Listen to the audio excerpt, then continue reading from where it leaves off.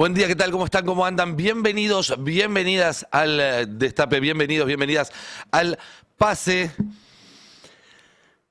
Milei necesita nuevamente que lo rescaten, necesita un nuevo rescate. Y eso no es una novedad, porque ya van varios rescates que ha necesitado desde que comenzó su gobierno en diciembre del 2023. Primero lo rescató el Fondo Monetario Internacional. Eso alcanzó para 4 o 5 meses. Después, como el Fondo Monetario Internacional ya no lo podía rescatar, fue a golpearle la puerta al jefe del Fondo Monetario Internacional, que es el secretario del Tesoro, Scott Bessent.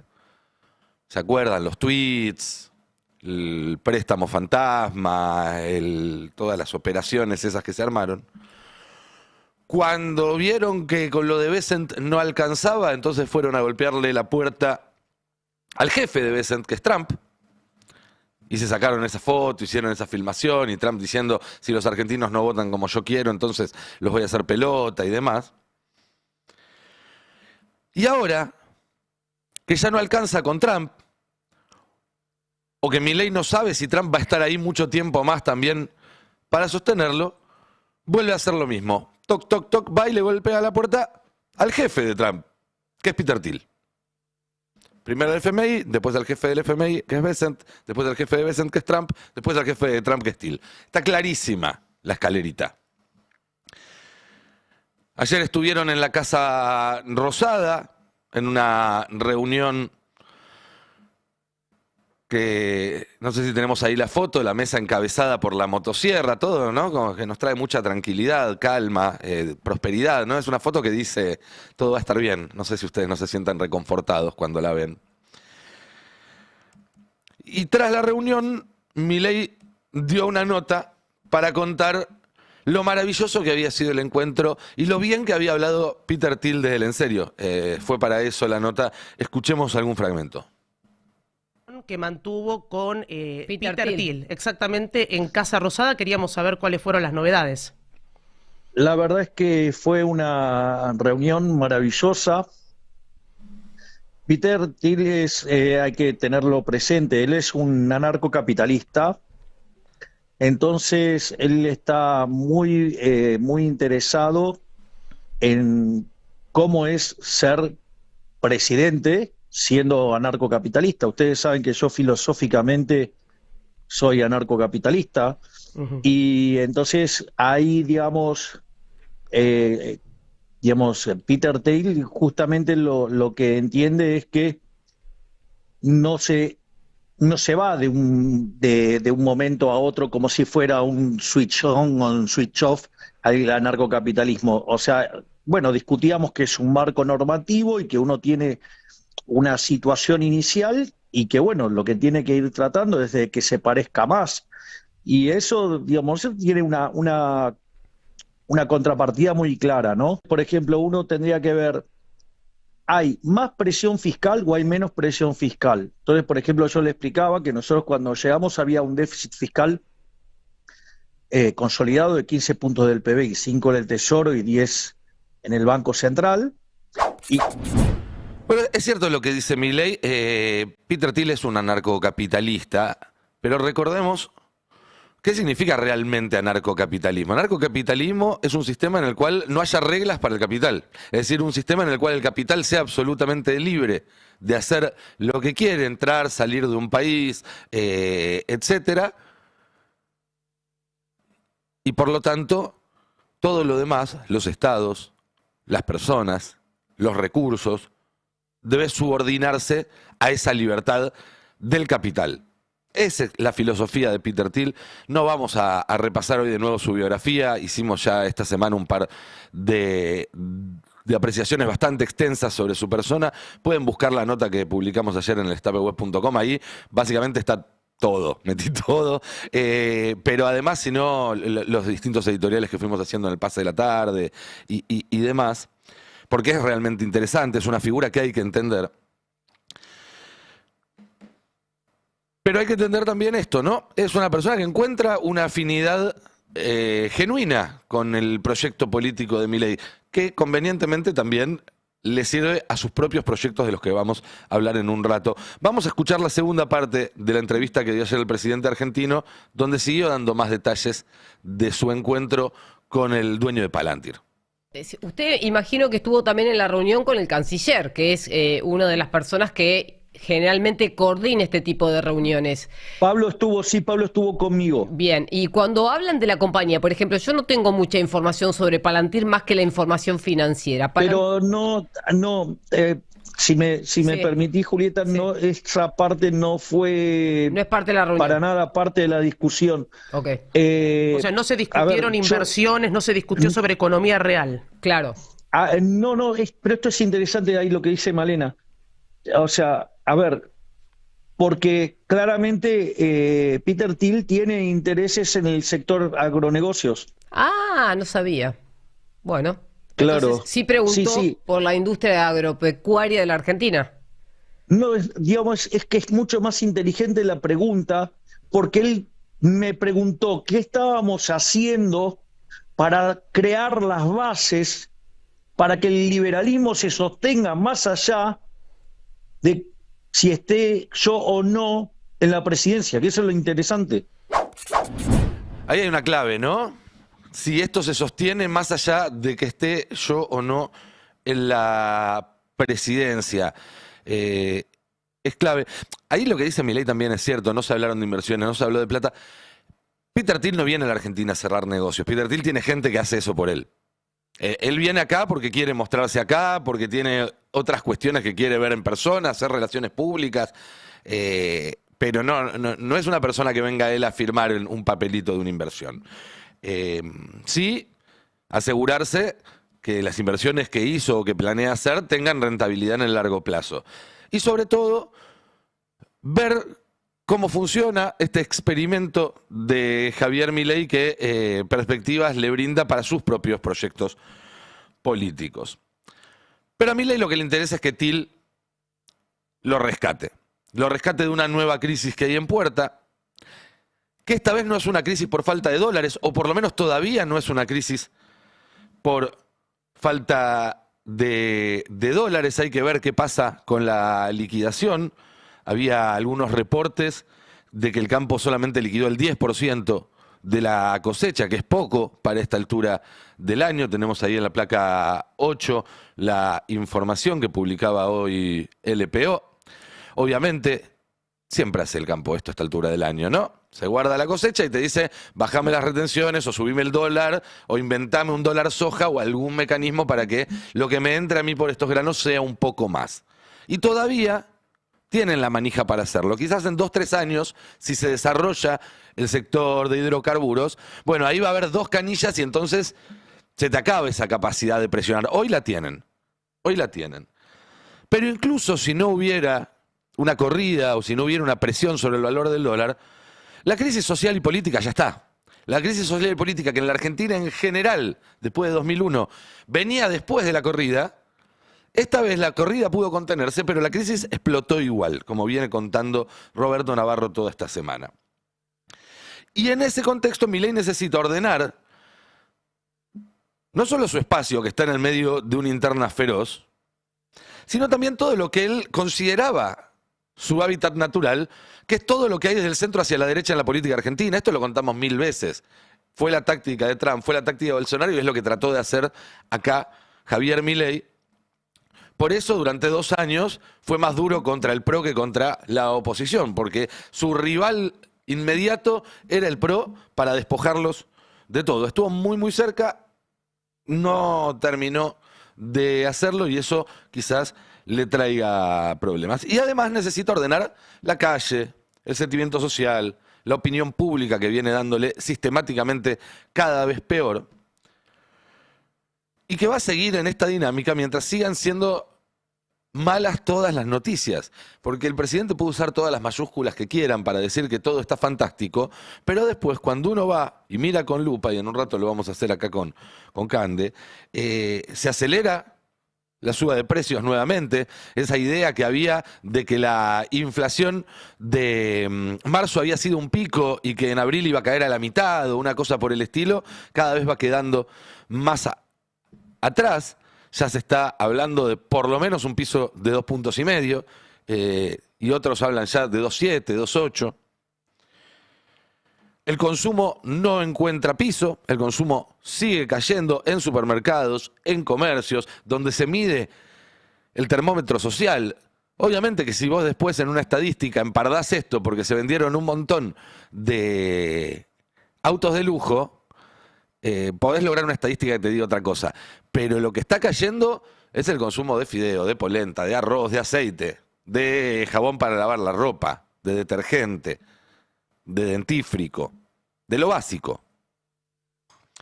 El sistema de salud sigue sin dar abasto. Tenemos esta nota de Gabriel Sueda ahora en el Destape, que da cuenta cómo la crisis en el PAMI, la eliminación del plan remediar, la reducción en el envío de vacunas y demás causan muertes. Lógico, por supuesto que causan muertes. Y además los tapones que estaba poniendo para que esto no se desbordara están empezando a ceder. Las paritarias se sostuvieron por debajo de la inflación durante estos 2 años, en parte porque hubo gobernadores, intendentes, que también tenían un interés en mantener pisado esos salarios, porque también tenían un enorme problema de caja, en parte porque el gobierno de Milei no les daba la plata que correspondía, en otra parte porque la caída de la actividad y de la recaudación les pega a los gobernadores igual, le pega a los intendentes igual.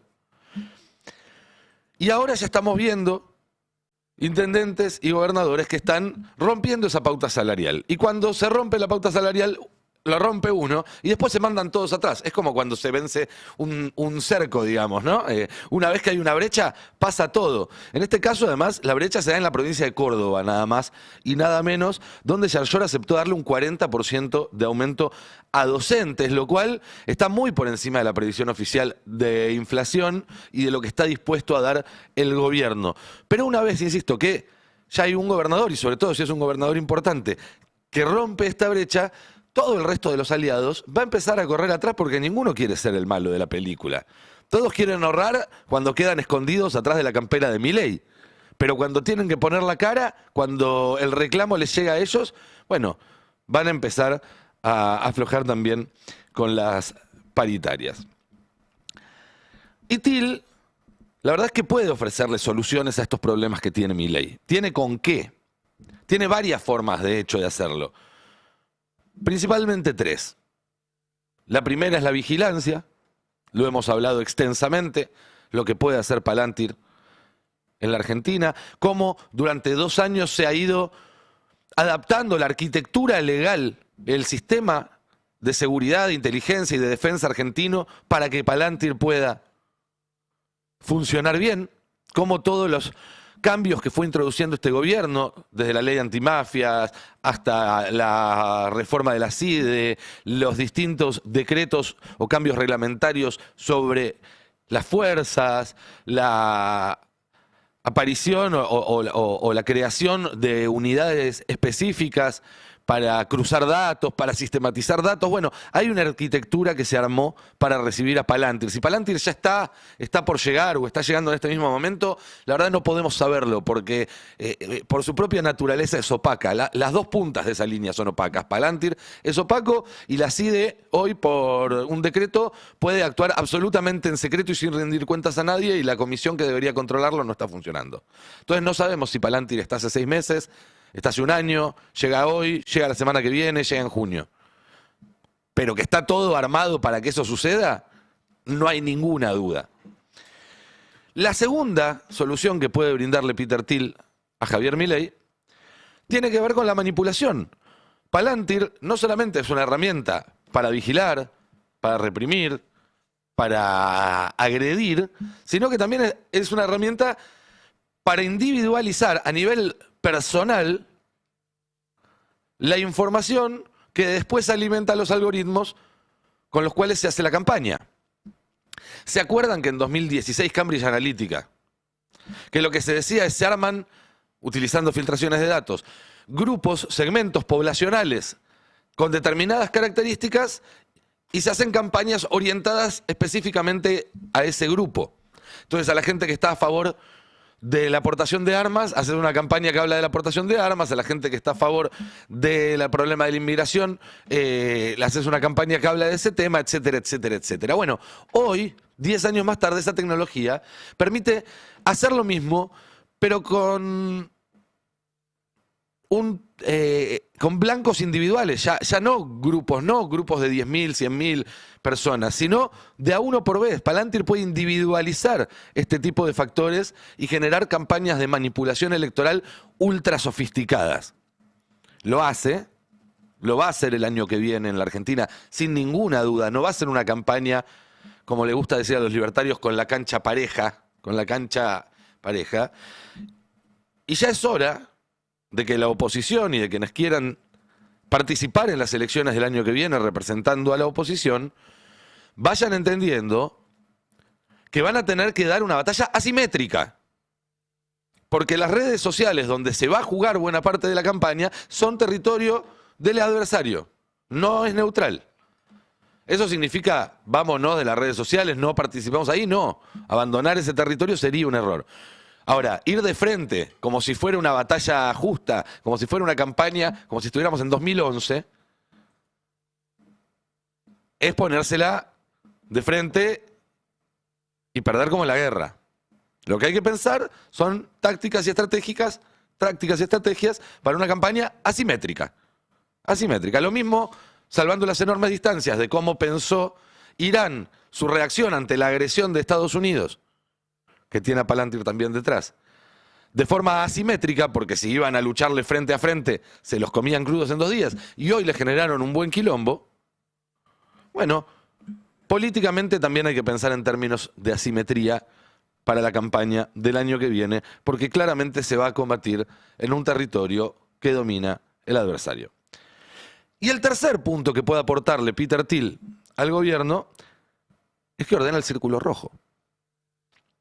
Imagínense, acá los gobernadores, vino un NN que se llama Barry Bennett, que nadie conocía. Un día hizo así y tenía a todos los gobernadores haciendo fila para ir a su oficina a almorzar y a charlar y a ver si le ponían la cucarda de jefe de gabinete a Santiago Caputo y demás. Barry Bennett no es nadie en las grandes ligas. Es un intermediador, es un lobista, es un busca. Peter Thiel es probablemente el tipo más poderoso del mundo. Así que imagínate si no puede ordenar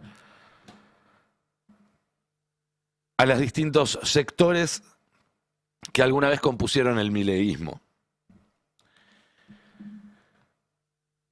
Y también acá se da una situación entre Milei y Thiel, que es que los dos están buscando un seguro.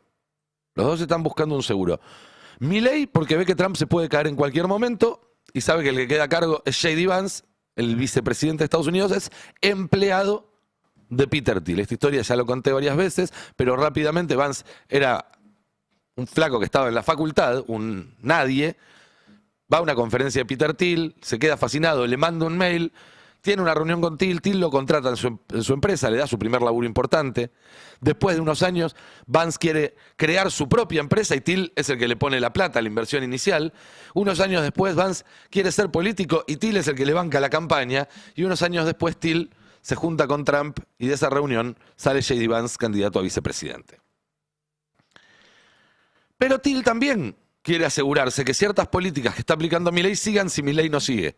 Lo dijo el propio Milei en la entrevista que escuchábamos hace un rato, y es lo que además se filtró en los medios. Uno mira los títulos de ayer, por ejemplo, el de Infobae, que dice exactamente eso. ¿Cómo se sostiene esto en el tiempo? La pregunta clave que le hizo el magnate Peter Thiel a Milei.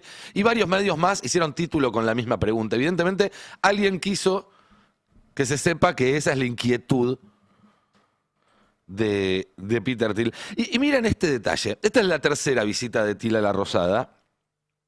Estuvo primero el 27 de febrero de 2004, llevaba apenas 2 meses Milei como presidente, estuvo 2 horas reunido con él, hay un registro de la entrada de la Casa Rosada, donde se lo puede ver cómo aparece ahí Peter Thiel, acompañado igual que ayer de su marido, de Matt Dansensen, y también de Alex Oxenford, que es el vínculo entre Milei y Thiel, y hoy es embajador en los Estados Unidos. El segundo encuentro fue en mayo, 8 de mayo del 2024, el segundo encuentro en La Rosada, que no figura en ningún registro, pero Oxenford tuiteó a la salida de ese encuentro contando que Till había estado con Milei, porque los mandan a espiar y ponen un pasacalles. Tenemos ahí el tuit de Oxenford, sí.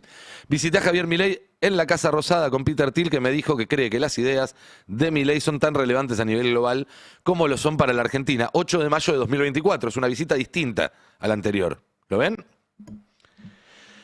Y ahora me pregunto, ¿por qué ayer desde el gobierno decían que este era el segundo encuentro de Milei con Thiel? ¿Por qué mentían con eso?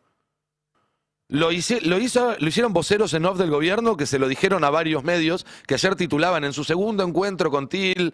El Clarín lo tituló así. Digo, la línea oficial era que este era el segundo encuentro de Milei con Thiel. Pero hasta Oxenford, que estuvo presente en las dos reuniones anteriores, ayer tuiteaba esto. La visita a Argentina de Thiel me recordó a su primera visita a la Casa Rosada en mayo del 24. ¿Por qué están queriendo borrar una de esas reuniones? Me da mucha curiosidad, realmente genuina, no tengo una hipótesis. Porque además hubo otras reuniones, se reunieron en febrero del 24, antes de la primera venida de Thiel a la Argentina, en el Instituto Milken en California. Y según me dicen, se vieron una o dos veces más en Estados Unidos, cosa que no pude chequear. Pero por lo menos una en Estados Unidos y dos en la Argentina hasta la de ayer. El gobierno por algún motivo borra algunas de la historia oficial. Es una duda genuina. Pero además, las primeras dos veces, Thiel vino a la Argentina a ver a Milei. Llegó a la Argentina, estuvo unas horas, vio a Milei y se fue. Esta vez, Thiel llegó hace 2 semanas, tuvo reuniones con medio planeta, recorrió parte del país y después fue a ver a Milei. Es decir, esta vez no vino a ver a Milei, vino a ver a la Argentina. Y esto entra en absoluta concordancia con esta idea de que le importa la continuidad de las políticas más allá del liderazgo del presidente. No digo que no haya un interés genuino de Thiel en las ideas de Milei. Yo creo que lo hay, porque tienen algunas cuestiones en su ideología que son muy similares y porque es cierto que Milei es un rara avis, que Thiel no tiene muchos otros Mileis para ir a ver de cerca cómo funcionan. Creo que se puede llegar a algunas lecciones interesantes si realmente presta atención a lo que está pasando en el país. Pero también, más que esa curiosidad, creo que lo que le interesa a Thiel es que los efectos de Milei perduren. En sus propios negocios, pero también en cosas como la no regulación de la inteligencia artificial y demás. Ahora, mientras estaba Thiel en la Argentina en las últimas 2 semanas, empezamos a ver algunos movimientos interesantes del Círculo Rojo, que los notamos incluso por afuera de esta historia, ¿no? Empezó a jugar fuerte el millonario Hebel. Yo la verdad no lo conozco a él personalmente, no conozco mucho de su personaje, lo poco que conozco me parece que lo inhabilita para querer representar a los argentinos porque vive afuera hace 18 años. Pero también hay que decir, como un hecho comprobado, y que insisto, no estoy hablando de él personalmente, que hay un sector muy importante de las iglesias pentecostales en Estados Unidos y en América Latina que desde la década del 50 del año pasado están vinculadas con la CIA. Y esto está probado, está investigado, hay papeles desclasificados. Y el timing es sugestivo. Yo, insisto, no estoy diciendo que sea este el caso, pero uno puede sospechar. Por otro lado, La Nación, en el medio de su peor momento en la relación con el gobierno, después de que Milei mande a sacar con patobas al director del diario de la Casa Rosada, publica este editorial, muy llamativo. Preservar al programa, proteger a Milei. Por primera vez existe una oportunidad de cambiar el rumbo y hacer realidad el infinito potencial de nuestro país. De nuevo, yo puedo asegurar que Thiel estuvo reunido con Zaguiero, con gente de La Nación, no. La verdad, la mayor parte de la gente de Thiel se mantuvo en privado. Lo que se conoce es lo que él quiso que se conociera. ¿Puedo especular con que a lo mejor la presencia de Thiel ordenando al establishment, al Círculo Rojo, tenga algo que ver con este editorial? Y bueno, tengo todo el derecho de sospecharlo. De la misma manera que también resulta muy llamativo que justo en la misma semana que pasa todo esto, se vuelvan a juntar Paolo Roca con Macri, que no se podían ni ver, y que son dos figuras muy fuertes del Círculo Rojo, que si querés alinearlo, los tenés que juntar. De nuevo, yo no sé si Til tuvo contactos con Roca, si tuvo contactos con Macri y demás. Lo que sé es que Til viene preocupado por la continuidad de las políticas de Milei. Si Milei fracasa, Milei está fracasando y de repente el círculo rojo empezó a hacer la tarea. Respecto a las reuniones de Roca con Macri, lo charlábamos ayer acá con Diego Genud. En esas reuniones no se habló de que Macri sea candidato, estuve yo haciendo algunas averiguaciones después, sino que Macri mantenga el sello del PRO vivo. ¿Por qué? Porque la candidata de Pablo Roca es Patricia Bullrich, y lo que no están seguros es que la Libertad Avanza llegue como un sello competitivo a las próximas elecciones. Entonces creen que Bullrich puede volver en algún momento al sello amarillo, algo que a Macri mucha gracia no le hace, pero bueno, si lo piden determinadas personas, habrá que hacer el esfuerzo. Peter Thiel es alguien que sabe planificar a largo plazo. Todo lo que estamos viviendo ahora es fruto de una larga planificación de Peter Thiel que lleva 30 años. Uno lee cosas que escribió hace 30 años y se fija lo que hace Palantir ahora y se da cuenta de que ahí hay una línea, hay una coherencia que, bueno, a nosotros no nos gusta, pero está ahí. Y la coherencia política tiene un valor y tiene una potencia, y Thiel la sabe aprovechar. Entonces, para responder a la pregunta que aparece ahí en el Zócalo y terminar esta reflexión para charlar con mis compañeros, no sé si Thiel rescata a Milei, pero definitivamente Thiel nos viene a mostrar acá que en términos de videojuegos, Milei no es el jefe de los malos, no es el último nivel. Pasás a Milei, le ganás a Milei y no se terminó la aventura, salió el arcoíris y estamos todos bien. No, va a haber que desarmar un sistema que están armando muy concienzudamente y con un plan, con mucho poder atrás, y que va a dejar condicionado al país por décadas. La deuda con el FMI un poroto al lado de esto. Entonces, el que quiera representar a la oposición, además de decir saquemos a Milei, tiene que empezar a pensar cómo va a ser para gobernar un país que te lo van a dejar a propósito absolutamente ingobernable. ¿Qué tal? Buen día, ¿cómo estás? Buen día. No solo Argentina. No solo Argentina, esto es global. Esto es global. Hemisférico, por lo tanto, por lo menos. cuando decís va a ser difícil gobernar o cambiar el destino de este país, si no lo haces en el marco de una alianza global va a ser todavía más complejo.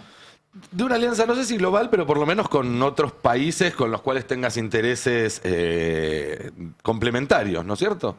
BRICS, por ejemplo. Sí, Brasil para empezar y de ahí en adelante. Toda esta gente tiene devoción por lo maniqueo, ¿no? Buenos y malos, ¿no?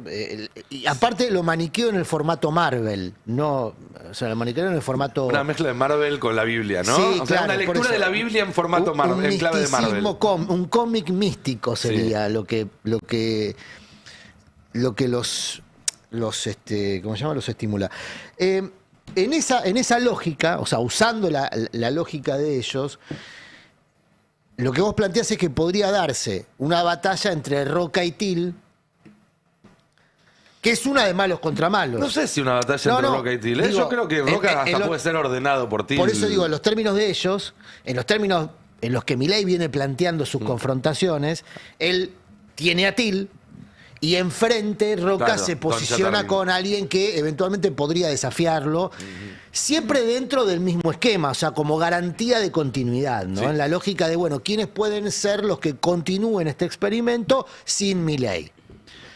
Que sería un poco la posición que expuso La Nación en ese editorial, o que, según se difundió, Roca conversó con Macri.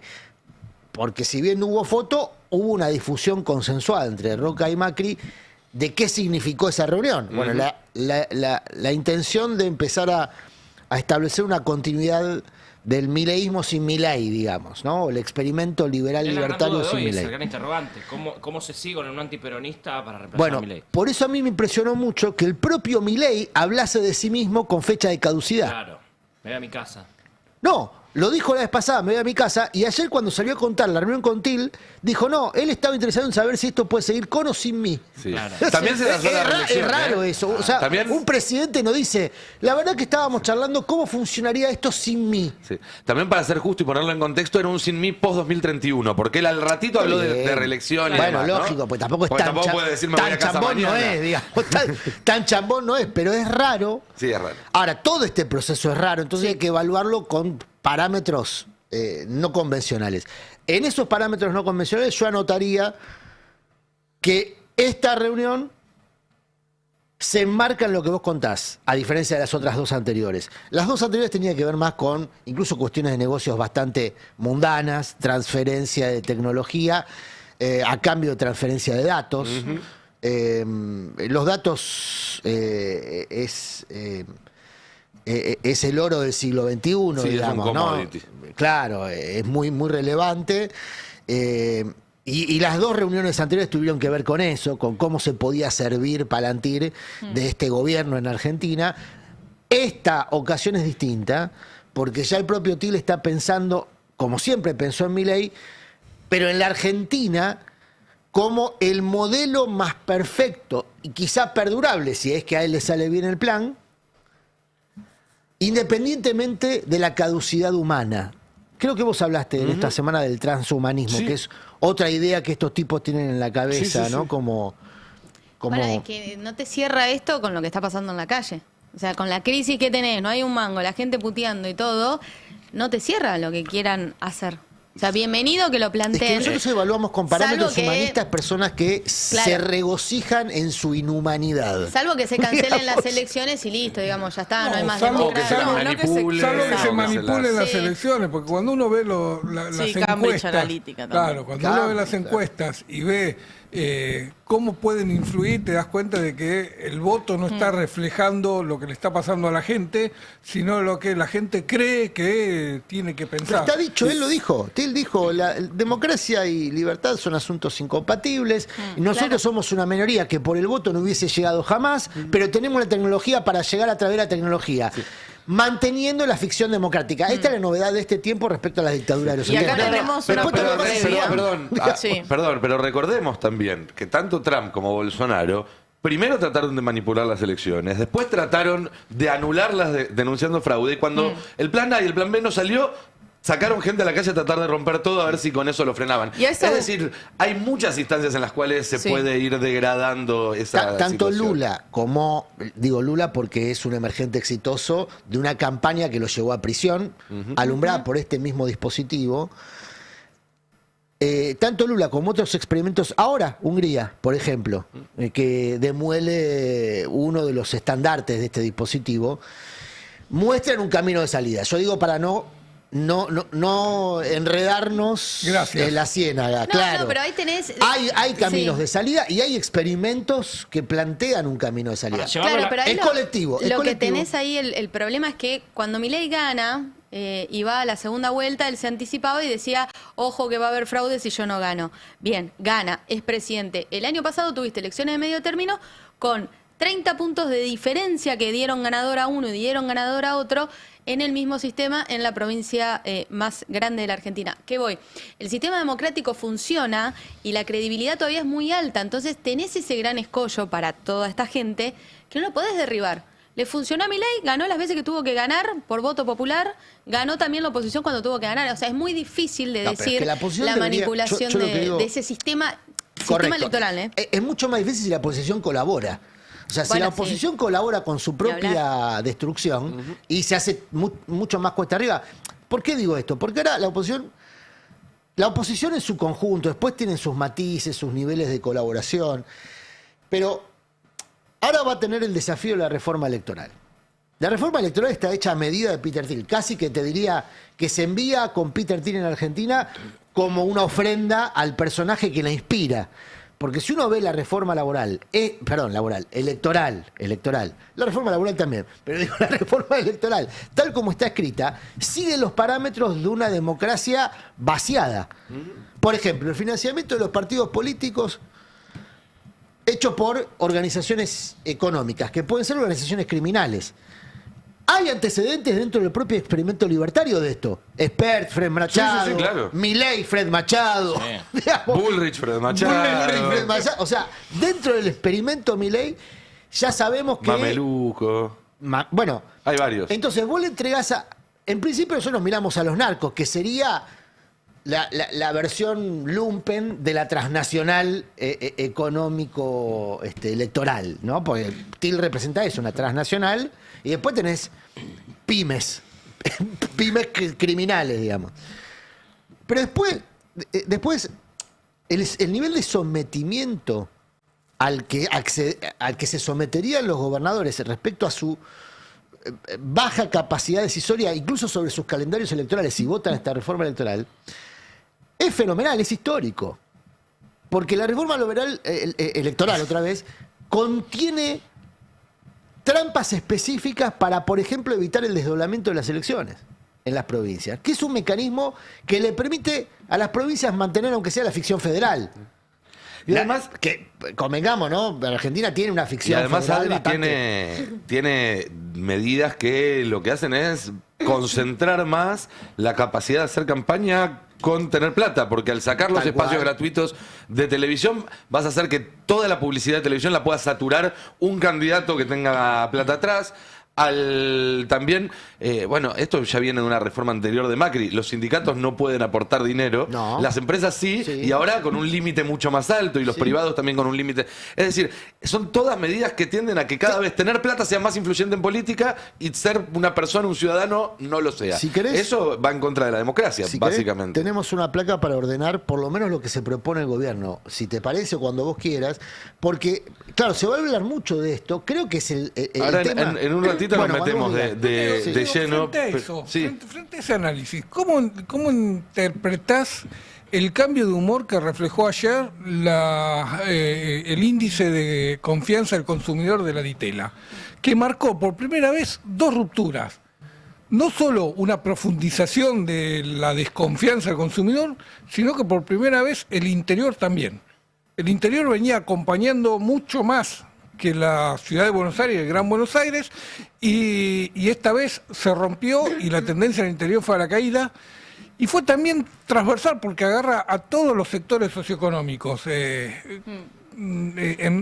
quitándole apoyo a Milei. Es decir, hay salidas como vos planteabas. No hay idea de salida. Y hay- En principio tiene que haber una oposición que se oponga, Claro, no que y- colabore, pues ya ahí se te cierran los caminos de salida. Digo, y frente a la intención del gobierno de tener un control absoluto de la política electoral, del calendario y de las posibilidades electorales, tenés una Yo ciudadanía creo, que hay empieza... algo que nadie está, que sí lo estamos contemplando de alguna manera, porque de eso se trata del editorial, que es esto que tenemos en la mano, que es el celular, que nadie lo está contemplando, y cuando uno habla de manipular elecciones, es manipular el teléfono de los habitantes de Argentina. Cuando hablamos de datos es eso. Yo lo conté en su momento y lo vuelvo a repetir y lo sigo contando. Perdón, Jonathan, ¿gritaste mucho los goles anoche? Sí, ayer ¿no? hicimos Me 4. pareció. No solo uno, sino 4, y se me vengo Qué de... bien, qué lindo, Estoy ¿no? saliendo de un cuadro gripal. Bueno, no lo sentí medio difónico. Hay Estoy que preocupado gritar por mi 4 compañero. goles, Pero hay que quiero- gritar perdón, 4 goles. ¿cuánto hace? Ya, Estoy muy enojado. Yo pago... Pero tenés que venir muy mal para gritar esos 4 hacía goles. mucho que no se gritaba Yo estoy 4 muy goles. enojado. Yo pago el pack fútbol, perdón, Sí. para ver a Boca, y ayer está el Manchester City. La verdad estoy muy enojado. Yo no sé qué está pasando con todos estos... Si él gritó 4, yo el miércoles grité 3. Está muy bien, Cada uno está tiene muy que bien. decir Cada lo uno suyo. grita lo que puede. Perdón, estaba diciendo lo que... Estamos Cuando hablando uno... de fútbol, ¿no? No sé. Sí, sí. Murano, Por favor, te Murano, pido. no Por favor, te pido, muy temprano. No te vayas. Además del mediodía, el mediodía ¿A se usa dónde mucho te el doble fuiste? sentido. Desde que ¿Qué se sumó lo Carla parió? Pelliza se usa mucho Carla el es muy del doble muy del doble sentido. sentido. Muy del doble No, sentido. decía, yo, a ver, lo conté en su momento, lo vuelvo a contar. Cuando uno habla de datos, manipulación de elecciones y demás, hay que saber que hay grandes rumores apoyados en que el gobierno paga $8 por habitante de esta nación argentina para tener absolutamente los datos de todo sobre los teléfonos de los argentinos o quienes habitan este país. Todo es los likes que da, a quienes sigue. Digo, por eso digo que los datos son tan importantes. Eso hace para adelante. Bueno, a la hora, esto sale 8 dólares por habitante, a la hora de las elecciones 2 meses antes, si vos bombardeás un teléfono y le das de una persona que vive en un pueblo en San Juan o en, no sé, la capital de San Luis, lo bombardeás con videos, le llenás el algoritmo de TikTok, mirá cómo mira el Tano productor, le llenás videos de Instagram, Facebook, bueno, WhatsApp también en parte, tomando un poco lo de Cambridge Analytica y demás, con, no sé, Cristina Chorra, Máximo Chorro, Axel Chorro. No, o el miedo Dante de que Chorro. se va todo al demonio, digamos, como Sí, hicieron en las si ganan los elecciones de medio Cuca, término. esos videos de Milei y demás. Si vos 2 meses antes de las elecciones haces eso, estás manipulando las elecciones. Cambiar las elecciones, no hace falta ni hacer fraude Sé para que todo eso. están mencionando algo muy importante. Lo paga el Estado. Sí, El claro. Estado está pagando Sí, un servicio. de parte de gastos reservados, dicen, son los rumores No, que no, hay. pero pará. Serían 360 millones de dólares. Bueno, ¿Eso es por año? Son en la rumores que causa- hay. En la causa que. No, hay hechos concretos. En la causa que se investiga a Adorni, Sí.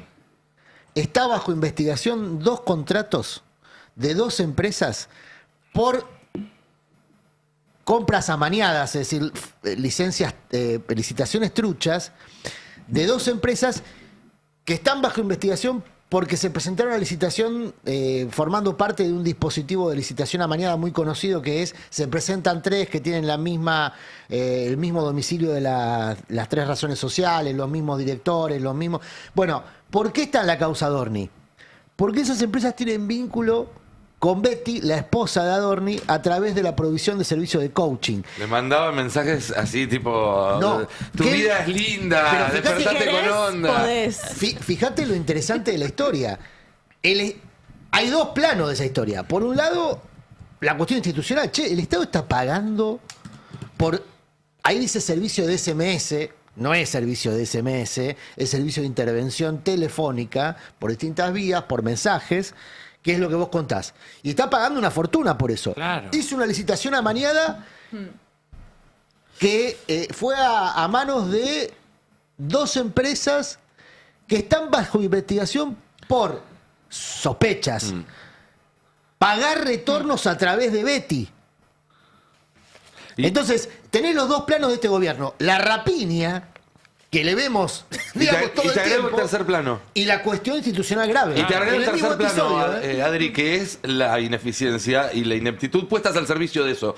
Porque si hubo algo que hubo en los últimos 2 años durante el gobierno de Milei, fue filtraciones de bases de datos masivas con datos de los argentinos, Ah, claro. que son justamente el combustible del que se alimenta Palantir para hacer su trabajo. Sí. Y la verdad es que uno puede pensar o que no sirven para nada para cuidar esas bases de datos, o que las filtraron para que las tenga un hacker, así el día de mañana, cuando alguien las use, puede decir, yo se las compré a tal en el mercado negro, Perdón, y claro. no se note de que se las robaron ilegalmente a los argentinos. Está en el tratado con Estados Unidos También. este tema. Yo se lo Sí. pregunté a Kirchner en una conferencia de Sí, prensa, también, no sé es si cierto. la quieren buscar. Kirchner me boludeó, me dijo, no, vos tenés TikTok, bueno, es una empresa privada, ya tiene tus datos, olvídate. Hoy no hay nada que valga más en el mundo que saber lo que las personas le van poniendo like segundo a segundo. Mirá, yo- Vos ahí podés hacer una radiografía perfecta Ahí- de la persona, eso vale un montón. Aprovecho y meto el chivo de estado Conmigo de no malestar, le sirve. que en el último capítulo hablo de las plataformas. No es solamente a qué le das like o no. Hace 10 años quizás era a qué le das like o no.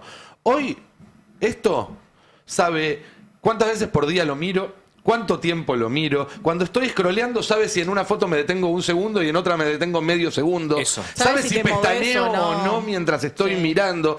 Es decir, Facebook, como una de las tantas empresas que se dedica a esto, Sí. hace 10 años una investigación demostró que procesaba algo así como 6 millones de puntos de datos por segundo. Hace 10 años, imagínate lo que procesa ahora.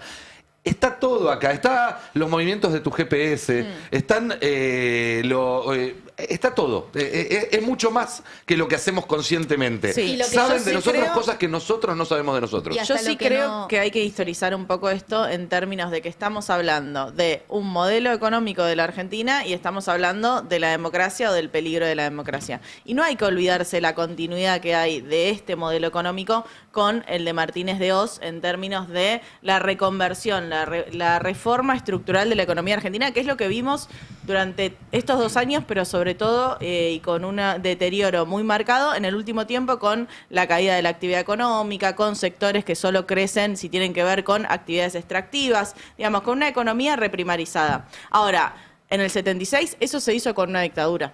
Digo, ese cambio en la reconversión de la Argentina se tuvo que hacer con una dictadura cívico-militar para poder decir, bueno, matamos al movimiento obrero organizado y avanzamos en una Argentina para menos. Ahora se está haciendo con un gobierno que fue elegido democráticamente. Entonces, hay algo ahí en esa visita de Peter Thiel que es asegurarse que esta reconversión de la Argentina venga para instalarse, para quedarse y que ese sueño de la Argentina industrializada, de una Argentina que piense un desarrollo más inclusivo, se termine acá. Y te digo más, la dictadura es una de las formas en las cuales deja de haber democracia.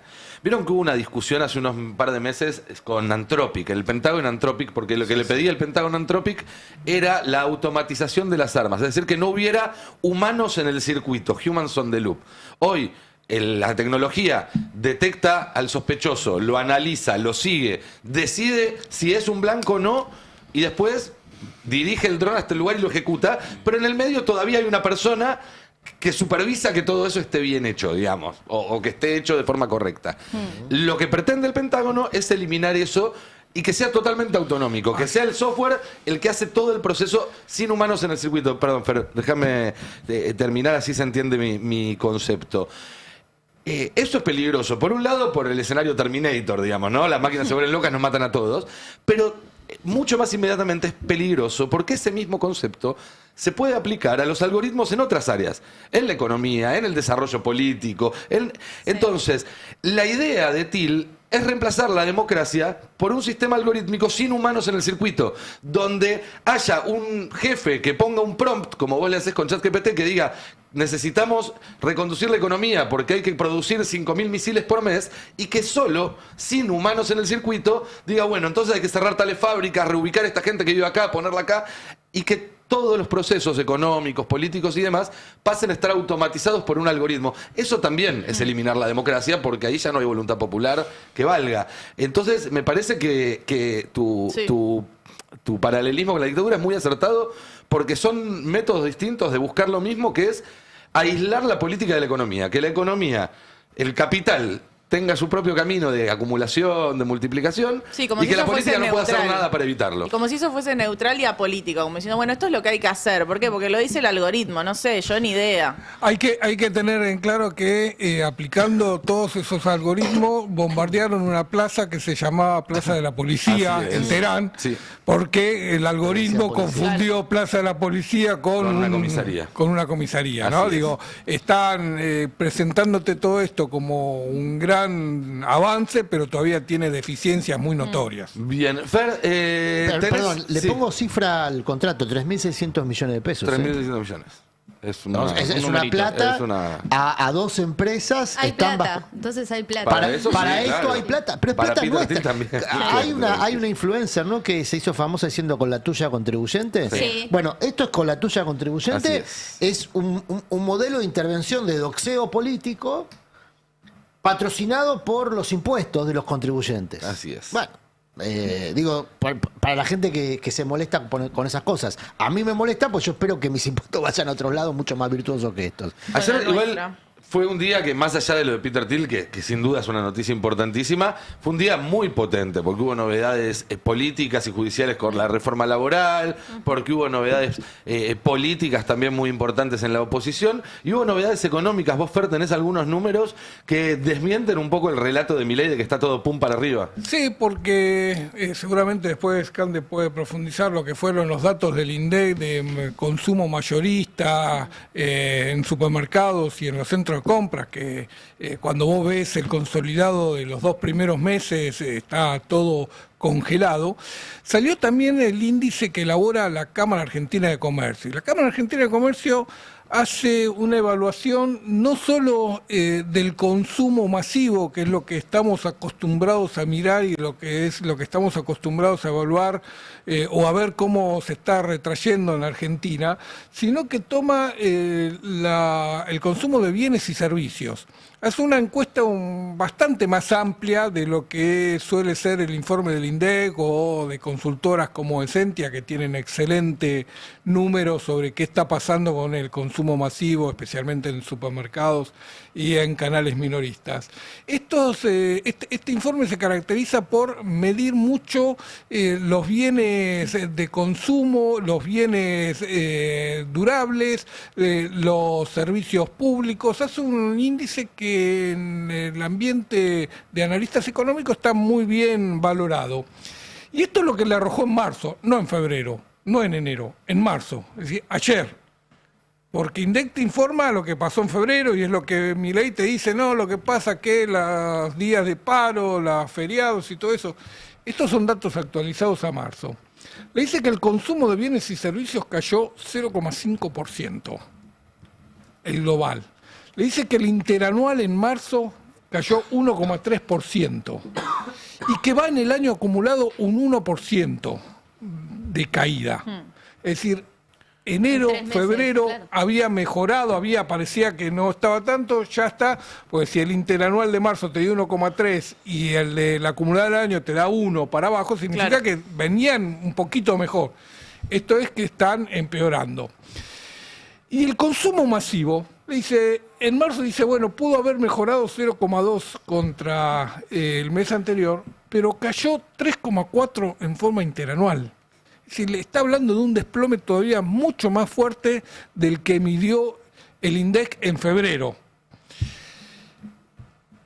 Y hay otro dato que me parece que es interesante de este trabajo, que es el nivel salarial que ellos miden en la sociedad. Dice que el nivel salarial promedio de las familias, esto no es el nivel salarial de una persona, sino el nivel de ingreso de una familia, está en 2.914.000 pesos y que subió 1,4% en marzo. Ese número son 2 sueldos muy buenos. Son 2 sueldos muy buenos. Eso, en términos de la distribución del ingreso del INDEC. Exacto. No, pero digamos, este es el informe que hacen ellos. Vos claro, podés, uno siempre dice, las encuestas tienen valor cuando vos seguís la serie histórica. Obvio. No cuando tomás una foto en un momento, sino cuando vos seguís la serie histórica y sabés cómo esa serie histórica después se reflejó en otros informes. Y le dice, subió 1,4% y en marzo la inflación fue 3,4%. Están hablando de una pérdida muy fuerte del poder adquisitivo, aún medido por la Cámara Argentina de Comercio, que debe ser la entidad más política oficial que hay en este momento en la Argentina.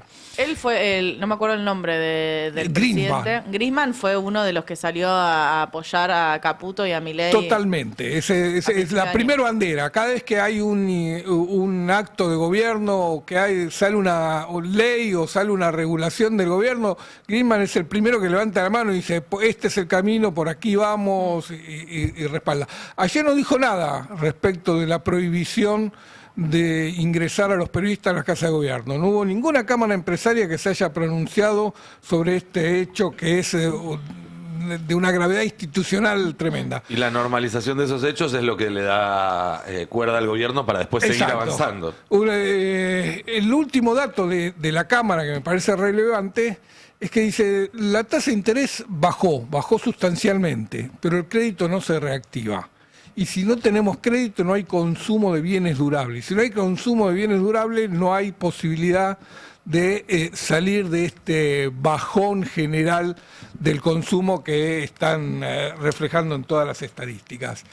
Y te decía, no hubo ningún comunicado de la CAC, pero tampoco hubo ningún comunicado de ninguna otra cámara, ni de la AmCham, ni de la Sociedad Rural, ni de los bancos, ni de la UIA, ni de IDEA. Ningún sector empresario se pronunció ayer sobre esta decisión del gobierno, que la verdad cuando uno los escucha después hablar de la seguridad jurídica, hablar de las políticas a largo plazo, hablar de sostener los procesos, les gustaría saber cómo evalúan, porque probablemente estén de acuerdo, que lo digan también, capaz que están de acuerdo con que los periodistas no puedan entrar a la Casa de Gobierno. Creo que si tienen voz para hablar la tienen que aplicar a todos los frentes. Sin duda. Johnny, ¿tuviste alguna novedad hablando de eso? No, de ninguna. tu situación todavía no hay ninguna. Hubo- ¿Recibieron alguna explicación extra? No. ¿Algo más? Sí, o nos solo- dicen que esto va a tardar un poco. Estamos hablando obviamente de ayer, para contarles a Sí. quienes no saben, ayer Milei cerró la Casa Rosada, la sala de prensa de la Casa Rosada,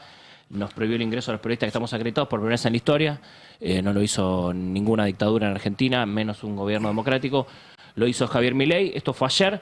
Hoy ya sé que hubo un par de colegas que intentaron entrar y no los dejaron tampoco, así que sigue igual. Yo te digo, yo estábamos con el abogado Cristian Cabo, el doctor, que es doctor en serio, no con honoris causa, sino doctor en serio, presentando un amparo para poder ingresar, como periodista, tener la posibilidad de poder ingresar. Es a la increíble Casa que no lo de haya Gobierno. hecho ni la dictadura. Yo había leído que era la primera vez desde la democracia, no sabía que en la dictadura tampoco Sí, lo habían cerrado. ayer se encargaron algunos de instalar que en 2022 se intentó cerrar la sala, eso es falso. Lo que se hizo fue una mudanza para refacciones en la sala, no es que iban a echar a los periodistas, había que hacer refacciones en la sala de prensa está muy venida menos, está muy tirada abajo en la Casa Rosada, nadie le había hecho unas refacciones, intentaron hacerlo en 2022, finalmente se frenó, no se hizo, era solo una mudanza, no era cerrar la sala. Milei nos censuró a todos los medios directamente. Lo que sabemos es que no va a ser algo que se va a resolver hoy, que hay que seguir esperando. Obviamente se está evaluando avanzar con medidas judiciales, con una cautelar y demás. Bueno, esto también recae en cada periodista y en cada medio, a ver cómo se avanza. Sé que algunos colegas van a intentar también eso. Bueno, vamos a ver cómo seguimos, pero por ahora los medios seguimos censurados en esta decisión insólita del gobierno. Están tratando todos de despegarse. Decir no fue él, fue tal, ya le están echando directamente la culpa a Sebastián Ibáñez, que es el titular de Casa Militar, que obviamente seguramente tiene responsabilidad, pero los que toman esta decisión, esta determinación son Javier y Karina Milei, Sin duda. así que se tienen que hacer cargo ellos de haber tomado esta decisión, que obviamente, insisto, lo dije ayer, lo digo hoy también, no hubo espionaje de TN, los pasillos no se filmó nada raro, digo, el acreditado de TN, Ignacio Salerno, fue con esos anteojos a filmar, no filmó nada raro, no hay, insisto, No no hay, hubo espionaje, como no hubo espionaje en el caso de Rusia. Son excusas. son excusas para el gobierno necesita ganar semanas. Va ganando una semana. Con todo el lío que tiene la economía, corrupción y demás, el gobierno necesita ganar semanas. Ya ganó una semana con esta lista trucha rusa. Ahora quiere ganar una semanita más con eso. Tiene que ganar tiempo, todo el tiempo, en esta guerra contra el periodismo para que se hable de algo en otros días y no se hable del desastre que está pasando en la calle y también en los casos de corrupción. El problema es que siento que el foco pareciera ser el gobierno contra los periodistas y lo que se pierde es el acceso a la información. Porque Claro, contra por la ahí, publicidad. digo, para el común de las personas no se entiende bien el proceso donde se genera la información, donde se construye la información. Pero John, en la Casa Rosada, no es solo lo que le dice algún funcionario o las conferencias de prensa, sino tiene que ver con que vos ves, efectivamente, porque estás ahí en el territorio, ves quién entra, quién sale, cuánto tiempo se reunió, a partir de ahí puede salir una pregunta. Digo, hay algo ahí que se está perdiendo en estos días que no hay periodistas ahí adentro. El gobierno se arroga la potestad de que la Casa Rosada es propiedad privada y Milei es el dueño, o Karina y Milei son los dueños, y toman este tipo de decisiones. Entonces, en esa idea que tienen, que la Casa Rosada es de ellos son los dueños de todo, son Pero los no es dueños... la Casa de Olivos, la Casa Rosada, es la Casa de Gobierno. Bueno, ellos Que tampoco sería. Que tampoco la es de ellos, pero ponele que no ponele- quieren. Bueno, está bien, la Casa de Olivos es su casa, qué sé yo, es su A ver, intimidad. la Quinta de Olivos igual son varios edificios distintos Sí. a cientos de metros de distancia. Donde vive Milei y donde ejerce funciones, cuando el presidente ejerce funciones de Olivo, no es ni siquiera el mismo edificio. Está bien, pero la Casa Rosada no hay discusión que no tiene nada que ver con cuidar la intimidad del presidente. Ellos se arrogan esa potestad, como lo usan como si fuera la propiedad privada, no se puede estar acá, no se puede estar allá. Obviamente nosotros respetamos ciertos parámetros, hay lugares donde no se puede Sí, acceder y obvio, está más bien. vale. Digo, A yo un despacho no podés meterte. a un despacho te podés meter, pero hay algunos lugares donde vos no accedés. Si el funcionario te permite entrar a esos despachos, Claro. vos entrás. Sí, vos sí, entrás sí, a esos obvio. despachos. Pero digo, bueno, uno cuando está en la Casa Rosada no es que se mete en el despacho. Abre del la puerta secretario, y entra a una abre los oficina. cajones ¿Dónde y está el todo. enchufe eso no, permiso? claro. Pero Hay que agarrar la después, compu. yo tengo fotos sacadas en el patio de los Palmeras, selfie. Voy a Casa Rosada, me saco la selfie, me cruzo con alguien. No- es lo más normal del Bueno, mundo. Mauricio Novelli lo hizo también. Novelli también lo hizo. Lo hizo El propio Milei la Milei lo compartió. hace. Pero yo Claro. lo conté ayer, lo vuelvo a contar de vuelta. El año pasado me crucé a Karina Milei y Espert en los pasillos, estaban conversando. Nos pusimos a hablar 2 minutos con ellos dos, éramos 2 o 3 colegas, y les preguntamos, ¿le podemos sacar una foto? porque él tenía relevancia, era una foto política. Ellos, muy contentos de la vida, dijeron, sí, sáquenos una foto. A ellos les convenía. Después incluso lo difundían personas del gobierno, difundían esa foto, porque les convenía. Hace 2 semanas vimos una foto de Santiago Caputo con Sebastián Amelio en los pasillos de la Casa Rosada, después del fallo de YPF, y querían esa foto, porque querían mostrar que estaban envalentonados, porque ellos eran los triunfadores del fallo y demás. Esto que se muestra TN no es nada, es Johnny, lugares que ya conocen todo. Esas fotos están en Google Maps. Obvio, más bien. Entras a Google Maps y tenés las mismas fotos que están en este video. Tal cual, no hay una diferencia, conversación revelada, no hay gente en paños menores, no hay ninguna, no hay nada. Como decíamos ayer, Bullrich usa los mismos lentes caminando por los pasillos del Congreso. Claro. Literalmente. Nadie puede decir que Bullrich está espiando en el Congreso. Es un delirio que Milei usa. Mira, yo cuando terminó la conferencia, con la última conferencia fallida de Adorno, los 2 días estuvo en un programa y dije, guarda, porque siempre que hay una conferencia problemática como la de recién, esto pasó en los 2 años y medio de Milei, hay represalia contra la sala. Lo dije, a los 2 días apareció la filtración rusa y ahora a las 2 semanas aparece esto de vuelta. Si pasaba cualquier cosa, iban a tomar la misma... Iba a haber ruido con la sala, iba a haber censura. Ya no saben qué hacer con la sala. ¿No crees que tiene que ver con la nota de Liotti que reveló esta Sí, gran pelea totalmente. entre Caputo y Gran Karina nota. por Totalmente. la culpa a la Igual- política de Sí, la lo crisis sumo. económica? Javier Milei y Karina Milei están en un nivel de paranoia extrema. Total, te diría, a tope. Nivel de paranoia a tope. Ellos no saben si hay micrófonos, o sea, sospechan que hay micrófonos. A Milei le entran todos los días le entran a su despacho a revisar Ahora, ese micrófono. también, denunciar a otros por espionaje. El día que recibís a Peter Thiel es como sentarte a tomar un café con Al Capone y empezar a gritarle a la gente que va por la calle, ¡mafiosos! ¡Son todos unos mafiosos! O sea, claramente es el hombre que espía. Exactamente, Nando. Muy buenos días. Hola, Buenos la días, República. Lilita. Gracias por darme la razón. Es ¿Cómo que estás? siempre tenés razón, la verdad que te sigo. Gracias, Lilita. Desde- Que lo digas vos vale mucho. Por supuesto, me encanta el estado de bienestar que haces. No, está en malestar. Exactamente, el diario del futuro. De eso ya no. Buenos días, hola la República. ¿Cómo Sí. estás? Quiero decir que estoy muy informada por Nicolantos, muy pensante. Lo de Peter Thiel es terrible. Es terrible. Y que si están en la Argentina es aún peor. Sí, sin Hay duda. que buscar qué es Platatir. Palantir. Exactamente, quedan créditos que dan plata. No, Son pequeños créditos. es software de espionaje, de vigilancia. Lilita. A sola firma, ¿o no? También, a solas firmas. sí. ¿Cómo será la cosa, no, Lilita? Que hasta vos te espantaste con el misticismo de esta gente. Por Que supuesto. sos una pionera en los delirios místicos, ¿no? Capaz que hablan con la Virgen también. Bueno, Por eso digo, se ella que es una compiten, pionera ¿viste? en los delirios místicos asociados a la política. Bueno, miren, esto va en contra de la República, la democracia y las libertades. Es Claro. Pentágono puro, es el eje del mal. Es amigo de Helio, ¿De qué Helio? de Helio Más, Ah, Helio más, sí. que es primo de Oscar Más, Pinino Más. Claro. Los hinchas de River van a saber a quién me refiero. Sí, claro. Y es tío de los hermanos Más, los mafiosos de Miami, Los amigos de Messi. Sí. Warren Buffett, Sí. Buffett. Warren Buffett, Está sí. bien, ¿eh? corta. Suban, brajen, estrujen y pasen y pisen. ¿Cómo eran? Suban y bajen. Warren Buffett también está en el complot. No, ¿qué tiene que ver Warren Buffett? Buffett. También. Warren Buffett. Qué bien que se come los buffets. Me dio hambre eso. Anoche vino a Claro. cenar la Virgen. Epa. No. Cayó de sorpresa la Virgen. ¿Está en el pedo? Les cuento. Sí. Bueno, no, resulta que anoche vino a cenar la Virgen, cayó de sorpresa. Yo estaba con las chicas de la coordinadora. De la coordinadora, los muchachitos. Estábamos en una reunión para ver qué hacemos con la UCR. Estaba el Coti, Jesús Rodríguez, Turin. Todos los chicos. Estaban todos los chicos. Sí, Changui sí. está armando algo también. Bueno, estamos en eso, estamos en eso. Estábamos entre declararla en quiebra a la coordinadora, entre ceder todos los Ateneos a McDonald's, entre poner una funeraria o hacernos los boludos hasta que se mueran los pocos viejos que siguen siendo radicales. ¿Brindaron por Brandoni?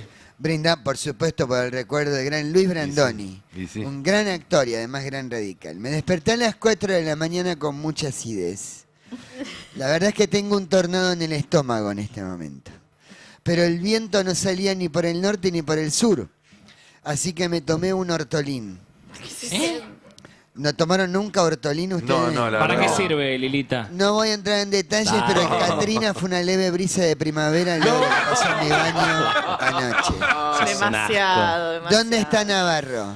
¿A dónde está Navarro? Creo que está en el balcón esperando que pase Colapinto. Claro, está. Si hay- Uy, estaba- vamos a ir todos, ¿no? estaba Al balcón cortando de Navarro. tickets, Vamos ¿no? todos al balcón de Navarro. Bueno, si hay que cortando pagar rescate, cuenten conmigo. Qué bueno está Colapinto. No, pero Lilita, Tiene una estamos pinta. al Es aire. joven, es joven. Farmacia Navarro para hacer un pedido. Sí. Hola, muy buenos días. La Cámpora está planeando un golpe, me lo dijo Raúl Rizzo. Ah, mi- Claro. Están esperando que Parrilli se acuerde de la clave del Gmail. Ah, bueno. Ah, claro. ¿Qué pasa? Hoy, ¿escucharon? No, Ese es mi sistema digestivo. Estoy con tránsito lento. Más que tránsito lento es un embotellamiento. ¿Es por Colapinto también que está Uy, todo Dios. cortado? No, esto es por lo que comí ayer a la noche. No, hay gente desayunando. queda. Buen día, Farmacia Navarro, para hacer un pedido. ¿Sí? ¿Sí? Un tapón de pelo pincho, Sí. un tarugo de 2 pulgadas, un cartucho de dinamita, una sopapa, un taladro, 5 kilos de manteca, un pizza puré, un camerunés de dedos gordos, un disfraz de caperucita roja, 7 enanos, un rastrojero, 2 burros, un trampolín. ¿El disfraz de qué talle? 59. Ok. Un colchón de agua. No, mejor no, que la última vez casi se me ahoga Jacobit. No, menos mal que tenía los flotadores de bracitos, sino... Ay, Dios. Un tubérculo, un pepino, 2 papas, 2 melones, una tanga verde y amarilla, un chaleco de fuerza, un látigo, una bañera, un desevillé fucsia, un ropero y una almohada con la foto de Arturo Puig. ¿El desabillé de qué talle? 52. Ok. Que me Bien. quede más ajustado. En fin, ¿cómo que Sibeira no está? No está, Fernando, te la debemos hoy. ¿Y con quién me entretengo? Y está Alonso. No, está Furano. Alonso, me rechazás, no hay ningún problema. No, ni- Yujú. Johnny. Hola, Johnito. Comete un pebete. ¿Cómo están los Lila. jóvenes? Hola, Lilita, Lila. ¿Estás Lila. contento que Boca metió 4? Sí, estoy contento, muy contento. ¿Estás para meter 4 vos también hoy? ¿Jugás al fútbol ahora? No sabía. No. Johnny. Me parece que no se Hola, Johnny Yer. Sí. Johnny Yer. No, Ay, por perdón. favor, por favor. Johnny, Lila, ¿no se querés ponga así. que... Mirá ¿Qué que te pasa? meten 4. Johnito, Sí, ¿no querés que te abra la sala de periodistas? no vendría nada mal, Lila. Vení que te hago un off. Johnny Yer. Sí, Elisa. Vení que te hago título, bajada y volante. ¿Querés que te haga la pirámide invertida? Mira, Dale. mira. Hagamos la 5W. A ver. Johnito, Sí. clavame el pirulo de tapa. Empezá por la contratapa. Todos saben que 2 cabezazos en el área ¡es gol! Gracias, Lilita. Qué lindo ¿Cómo le todo. gusta desbarrancar, Impresionante. Che, Johnny, antes de pasar a otros temas de igual o mayor importancia, pero volvió a la inflación no solamente de los precios, sino del número de personas sacadas de la pobreza y hubo un nuevo aumento. ¿Cómo pasa con los A precios? ver, Javier Milei sigue en su carrera por Vos el... ahora sos el pobresólogo, ¿no? De este gobierno, el que va Yo soy- midiendo Y a la falta cantidad de datos personas. confiables, a Está falta muy de bien. datos confiables, le vamos siguiendo el ritmo a Javier Milei, que sigue en búsqueda del Nobel de Economía. ¿Sigue? Yo creo que lo va a lograr. Yo creo que lo va a lograr el Nobel de Economía. Ahora se le sumó un par Con a el Javier premio Milei. Nobel todo puede pasar. A Javier Milei se le sumó un par, tiene una persona con la que está yendo de la mano hacia este objetivo, hacia este Nobel de Economía, y es Luis Caputo, es el ministro de Mirá, Economía. pues Reidel sacamos ya a estaba, Reidel. ya estaba Ya quemado, ¿no? Y están los dos yendo a ver si pueden lograr el Nobel de Economía. Insisto, para mí Tienen que presentar algún papel, algo. para mí lo van a hacer. Para No mí, tienen que ir otros a presentar algo por ellos. Uno no se autonomina al Nobel de Economía. para mí lo van a ningún lograr. Nobel. Con lo que están haciendo, para mí lo van a lograr. Fuimos un poquito para atrás. Ustedes recuerdan que yo vengo siguiendo lo que va diciendo Milei con respecto a los números de pobreza en sus 2 años y medio. Nos habíamos detenido en enero de este año en aquel informe, pero dijimos, che, vamos a ver qué pasó desde enero para acá. Siguió igual, Milei le sumó más pobres, le bajó, le subió. ¿Cómo viene la estadística Milei en su búsqueda del Nobel de Economía?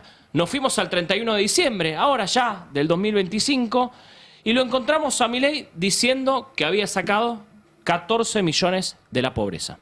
Hemos sacado a más del 30% de los argentinos de la pobreza, es decir, Hoy hay 14 millones de argentinos menos en la pobreza y estamos empezando a crecer. Bien. 14 millones sacó de la pobreza Milei, dice él, el 31 de diciembre de 2025, y 22 días después, el 22 de enero de 2026, se le suma 1 milloncito más. Mirá. Hemos sacado de la pobreza 30% de la población. Sacamos 15 millones de personas de la pobreza. Bueno. Es raro que 22 sigue días, siendo el 1 millón. 30%, ¿viste? Siempre es 30%. Siempre es el Ojo, lo mejor nacieron 1 millón de personas. Claro. Eso no lo podemos saber. Él dice eso. Decía que se le sumó Luis Toto Caputo también a este tipo de cifras de la pobreza, también en esta carrera por el Nobel de Economía. El 4 de febrero de este año arrancó Caputo y lo contradice al presidente Milei. Dice que sacaron 13 millones de la pobreza. Y no es así. Antes les iba mucho peor a todos. Sacamos 13 millones de argentinos de la pobreza. Hablando de... Bueno, Caputo, 4 de febrero, 13 millones de la pobreza. Fuimos un mes para adelante. Dijimos, bueno, a ver qué pasó en marzo, 3 de marzo, casi un mes exacto después. El mismo Toto Caputo dice, no, son 11 millones de pobreza. Mirá. La economía también creciendo. Lo más importante, además, logrando sacar más de 11 millones de argentinos de la pobreza. Bueno, ahí se está poniendo raro la cosa. 5 días después, 8 de marzo, Milei dice, bueno, hagamos un promedio. ¿Cuánto dijiste, Toto? ¿Dijiste 13? ¿Dijiste 11? Bueno, vamos con 12, mirá. Dale. Bajamos la pobreza en más de 27 puntos. O sea, sacamos más de 12 millones de personas en la pobreza. Está bien. Compartan el brief, chicos. 13, 11, bueno, vamos. Tengo una hipótesis, una teoría, digo, para tratar de explicar esto. ¿No estará sacando de la pobreza uruguayos, por ejemplo, en el medio, por descuido? ¿Puedes ¿Y sumar? van cayendo ahí en la bolsa? Estás sumando cualquier cosa. ¿Algún chileno que se Uruguay asomó a tiene la 4 cordillera? Copas del Mundo, nosotros tenemos 3. Hay que pensar en una ¿Cómo cosa. 4? ¿Cómo 4? Bueno, Y le sumó las 2 de Milei, ¿no? Las 2 que sumaría Milei. Claro.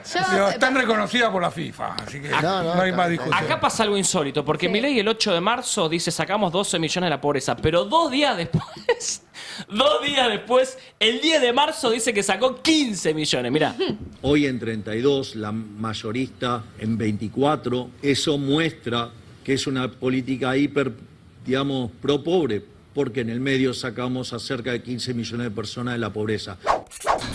Vamos, en 2 días, ya está, si no lee nadie. Nos vamos, atención porque nos vamos al tape número 9, quiero saltar al tape número 9, nos vamos a abril, ahora, ya, un mes después, o sea, esto lo dijo el 10 de marzo, nos vamos al 8 de abril, y ya Milei empieza a tastabillar. Yo creo que ya lo puso nervioso que estos videos, estas cosas, porque Ari Lijana también le da bola a todo esto. Entonces ya Milei se empieza a poner nervioso. Vos sos la persona que más puso nervioso este gobierno, al fin y al cabo, ¿no? Pusiste nervioso a Kirchner, a Caputo, a Milei. Yo creo que ya empieza a estar nervioso Milei con esto. Entonces el 8 de abril, hace poquito... Adorni también, pobre Adorni.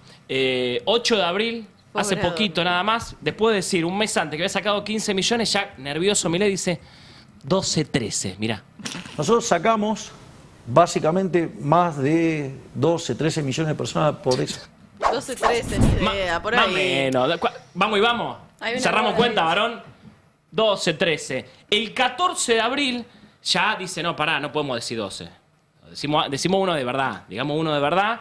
El 14 de abril, 6 días después, en el LAMCHAM, en Summit, dice 13.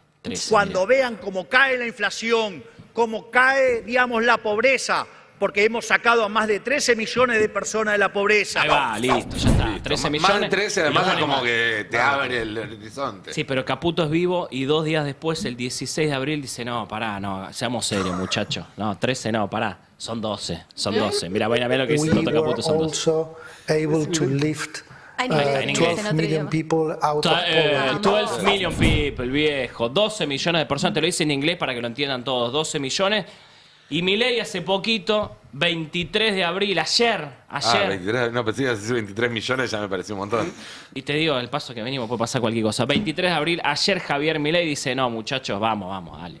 Digamos de que subió el PBI, de que bajó la inflación, que sacamos 14 millones de personas de la pobreza. ¡Vamos! 14 millones de la pobreza.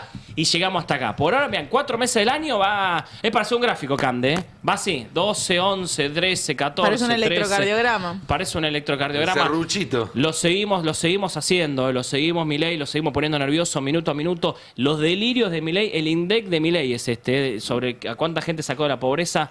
La verdad que nos reímos, porque siempre me dicen, esto no da para reírse. Yo sé que no da para reírse. Es una vergüenza que el presidente de la Nación tire así, números a la marchante. Estamos hablando sobre la pobreza argentina.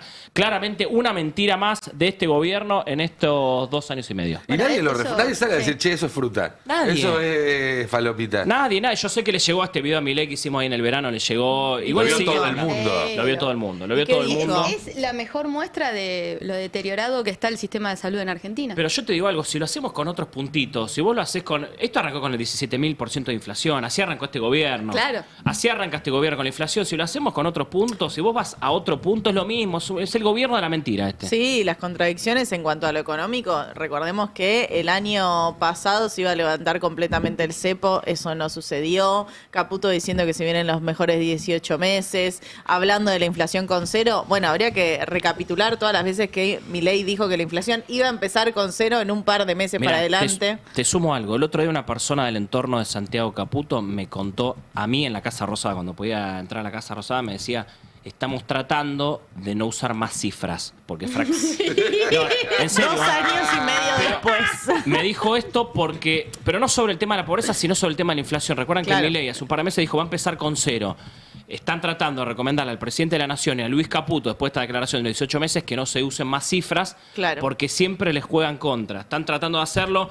Es difícil igual de que Milei no diga una cifra o Luis Caputo, pero están tratando de que no se pongan más objetivos que son incumplibles. Porque después la gente se da cuenta, termina tratando de boluda, dice, che, me dijiste esto, que llegamos en agosto a 0, y no existe, estamos cada vez peor, hace 10 meses que crece la inflación. Están tratando, me lo contaron el otro día en Casa Rosada, es insólito, pero bueno, a veces pasa, a Macri le pasó lo mismo. El más menos 10, ¿se acuerdan? Terminó siendo el meme de... ¿Pero lo siguen escuchando a Santi Caputo o ya ganó Karina? Cada vez menos, cada vez menos. Y es difícil parecía. aparte hacerle este tipo de recomendación a Javier Milei y a Luis Caputo, porque se la pasan hablando de números y Milei, por más que él haya visto este video de que siempre dice cualquier cosa, la pobreza, mirá, lo demostramos recién, en 4 meses sigue haciendo lo mismo. Bueno, pero a Toto le puede decir, che, tío, está flasheando, deja de decir números. Sí, pero lo sigue haciendo Milei igualmente. Están como el culo, ¿no? Toto con Milei en este momento. Están en el peor momento de su relación. No se hablan. El otro día lo contó acá Roberto Navarro, que habló con una persona del entorno íntimo de Luis Caputo. No se hablan con Milei, se hablan poco. Como se hablan la mayoría de los ministros, poco con Milei. Los ministros no hablan con Milei. Milei tiene otra gente, habla con De Pablo, con otro tipo de gente. Claro, pero uno creería que el eje principal de Milei iba a ser la economía, no solo por cómo estaba la Argentina, sino porque él es economista. Sí, pero hay poco diálogo. También hay un problema que se agravó en estas últimas semanas, que es entre Karina Milei y Luis Caputo, que es lo que da a conocer la Nación, que para mí es uno de los motivadores de esta medida de echar a la gente de Casa Rosada. También hay un mensaje de Milei sobre echar a los periodistas de Casa Rosada y es a su propio gobierno. Che, ¿quién carajo está filtrando esto? Porque hay una casa de brujas vigente en la Rosada hace una semana, por esto que reveló La Nación el domingo el periodista Jorge Liotti, sobre esta pelea de Karina Milei y Luis Caputo en una reunión de mesa política donde Luis Caputo le dice, che, yo ya en economía ya hice todo lo que tenía que hacer. Ya está, yo ya no puedo hacer más nada, ya tiré toda la carne al asador. Ahora tenemos que ordenar la interna y tenemos que ordenar la política. Karina Milei se sintió aludida, con razón para mí, y empezó ahí un dime y direte, un entredicho, que esto lo dio a conocer el diario y genera un tufillo interno raro, donde evidentemente hay alguien de esa reunión que filtró esto y empieza una casa de brujas, donde finalmente Milei hace esto, ¿no? Echa toda la sala de prensa de Casa Rosada y demás. Pero hay algo como que si eso resolviera el ruido político. No, y además como si los periodistas no se quisieran enterar de un próximo conflicto. Sí, es obvio que a alguien les sirve. Y debilitar la Karina Milei, tenés más de medio gabinete que le interesa hacerlo. Sí, pero en el gobierno hay tolerancia cero con las filtraciones. En el pero gobierno se le filtra todo el tiempo. Claro. Si se filtra algo te echan. Ya le pasó a Ferraro. Para eso tienen que descubrir quién lo filtra. Bueno. Y también ahí hay otro problema que es... Y esto nosotros como periodistas lo sabemos, muchas de las cosas sobre Karina la filtra Santiago y muchas de las cosas sobre Santiago la filtra Karina. Total. Con lo cual, si se filtra, te echan, tiene un límite, tiene un tope. Claro, a los Menem no los echa, a Karina no la va a echar, a Santiago no lo está echando. A Dorni no lo echa. A Dorni no lo echa. Sí. El límite es ese. El límite. Hasta ver hasta quién Claro, podés echar. la rareza acá es que es un presidente que no se pone a sí mismo como máximo bien a resguardar, sino que invierte su capital político en proteger a figuras subordinadas. Que tendría que eso ser es al raro, revés. claro. Eso Hay es un dato ahí que dijo Johnny al pasar, me parece que hay que ponerlo en valor porque es de lo que se está hablando ahora en varias oficinas del Círculo Rojo. ¿Con quién habla Milei? O sea, ¿con quién dialoga de política o de decisiones económicas? Si no es con su gabinete, y si con Karina no tiene un diálogo, lo que tiene es un vínculo más parecido a lo operativo que a lo intelectual, digamos, con Karina, ¿no? Entonces, ¿con quién? Todo presidente, toda persona que tiene una responsabilidad de gestión, en algún momento hace un intercambio intelectual con alguien. Todos asumíamos que esa persona era Juan Carlos de Pablo, y efectivamente lo es. Sí. Pero hay otra figura que está creciendo en ese, para decirle ecosistema, es ser ampuloso, en ese microcosmos, que es Adrián Rabier, que es un diputado que ayer integra la Comisión de Economía, es el vicepresidente de la Comisión de Economía de la Cámara de Diputados. Ayer la Comisión de Economía que preside Julia Estrada hizo para mí una extraordinaria tarea al visibilizar casos específicos del daño que provoca Milei en el trabajo y en la producción. Tremendos, además. Extraordinario trabajo, hizo esa compilación que nosotros a veces hacemos compaginando testimonios públicos. Bueno, lo hizo pero en vivo, ¿no? Con las personas allí. Y Rabier, que creo que va a ser el host del próximo show de Pablo y Milei sobre Adam Smith, ¿no? Van a poner a discutir la semana que viene. Imaginariamente a Adam Smith con Keynes, ¿no? Sí, en el Centro Cultural Kirchner. En el Centro Cultural Kirchner. Rabier va a estar ahí como presentador, host.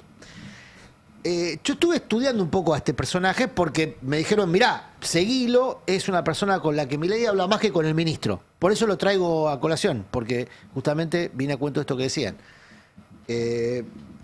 Rabier es un ortodoxo, en términos de pensamiento económico, un ortodoxo, se considera a sí mismo un liberal, no necesariamente libertario, pero sí un liberal ortodoxo. Es joven, es muy joven, no tiene mucho vínculo con la economía real, por no decir, no lo conoce nadie en la economía real. Algo más en el sector financiero, pero está muy vinculado a los desarrollos, a las startups financieras, billeteras, cripto, viene de ese universo. Digamos, sin pretensión de chicana, del universo Libra. Del universo Libra. Es bastante significativo que Milei tenga entonces como consultor a un señor como De Pablo, que participó de todas las catástrofes económicas de la Argentina, cosa que nunca se le menciona a De Pablo cuando se lo llama cariñosamente profe, ¿no? Bueno, habría que recordar que el profe estuvo en todas las catástrofes económicas de la Argentina, al igual que el otro, no consultor, inspirador, que es Arriazu, ¿no? Los dos tipos que inspiraron fueron protagonistas de las catástrofes económicas de la Argentina y ahora están sintiéndose reivindicados por una nueva catástrofe, que es la que protagoniza Milei. Pero si uno corre a De Pablo, que no tiene pretensiones de ser ministro ya, no tiene, de hecho se lo ofreció Milei y no quiso, seguiría con atención a este personaje, porque si Milei continúa en el gobierno, cosa que en principio en términos institucionales le corresponde, y no pareciera que haya relación de fuerza para otra cosa, digamos hoy, ¿no? Y Caputo no sigue, una vez concluida la instancia de saqueo final, que es la que está ejecutando ahora con este repo y el nuevo ciclo de deuda, miraría a este personaje que llevaría a la timba a otro nivel. O sea, llevaría una política pública de hipervalorización financiera a un nivel que la Argentina hasta ahora no conoció porque no existían los instrumentos. Y eso, para mí, suma lo que planteaba Cande. Ojo con el daño estructural. Sí, porque claro, la primera tanda de este proceso fue Martínez Dios, Arriazu y la dictadura, que dejó, entre otras cosas, situaciones imperecederas como la ley de entidades financieras y un sistema de valorización financiera que después vinieron otros gobiernos. Menem, Cavallo, Macri, Caputo, Macri, Sturzenegger, Cavallo de la Rúa, ese ratito, que vinieron otros gobiernos que se montaron sobre esa reforma estructural de la dictadura, que la democracia no desmontó. Entonces, el daño que se provoque ahora es el startup del próximo daño, si es que no se desmonta antes o no se evita antes. Es que ahí está el punto, que es lo que yo planteaba al final también de la editorial. Hay que ver esto como un sistema y no como una persona. Y la propuesta política que se oponga se tiene que oponer a ese sistema y no solamente a esa persona, por eso. porque si no Por eso va a la ser urgencia, por eso imposible. acá, yo Y después insisto con la urgencia, otro tema que hemos hablado acá muchas veces, No hay para esperar, que es la impunidad es lo que permite que se repita. Lógico. A los milicos se los metió en cana y no hubo otro golpe militar. A los responsables económicos no se los metió en cana, solo a Martínez de Oz muy tardíamente, pero no pasó con los responsables económicos en los 90, no pasó con los responsables económicos del ciclo de Macri. Sturzenegger, Caputo, todos tienen sobradas razones para estar presos. Y si no, se los mete en cana, y me refiero a un juicio absolutamente justo, con todas las garantías, todo lo contrario a lo que hacen ellos cuando están en el poder, pero también con toda la severidad. Bueno, entonces en 4, 5, 10 años vamos a estar diciendo Toto Caputo vuelve a juntarse con el FMI para pedir otros 300.000 millones. Vos sabés que el latrocinio no está tipificado en la Argentina, no está tipificado. No existe la figura del latrocinio. Bueno, se puede incorporar. No, olvídate, ¿qué político va a incorporar una figura que después se puede aplicar en su contra? No va a pasar.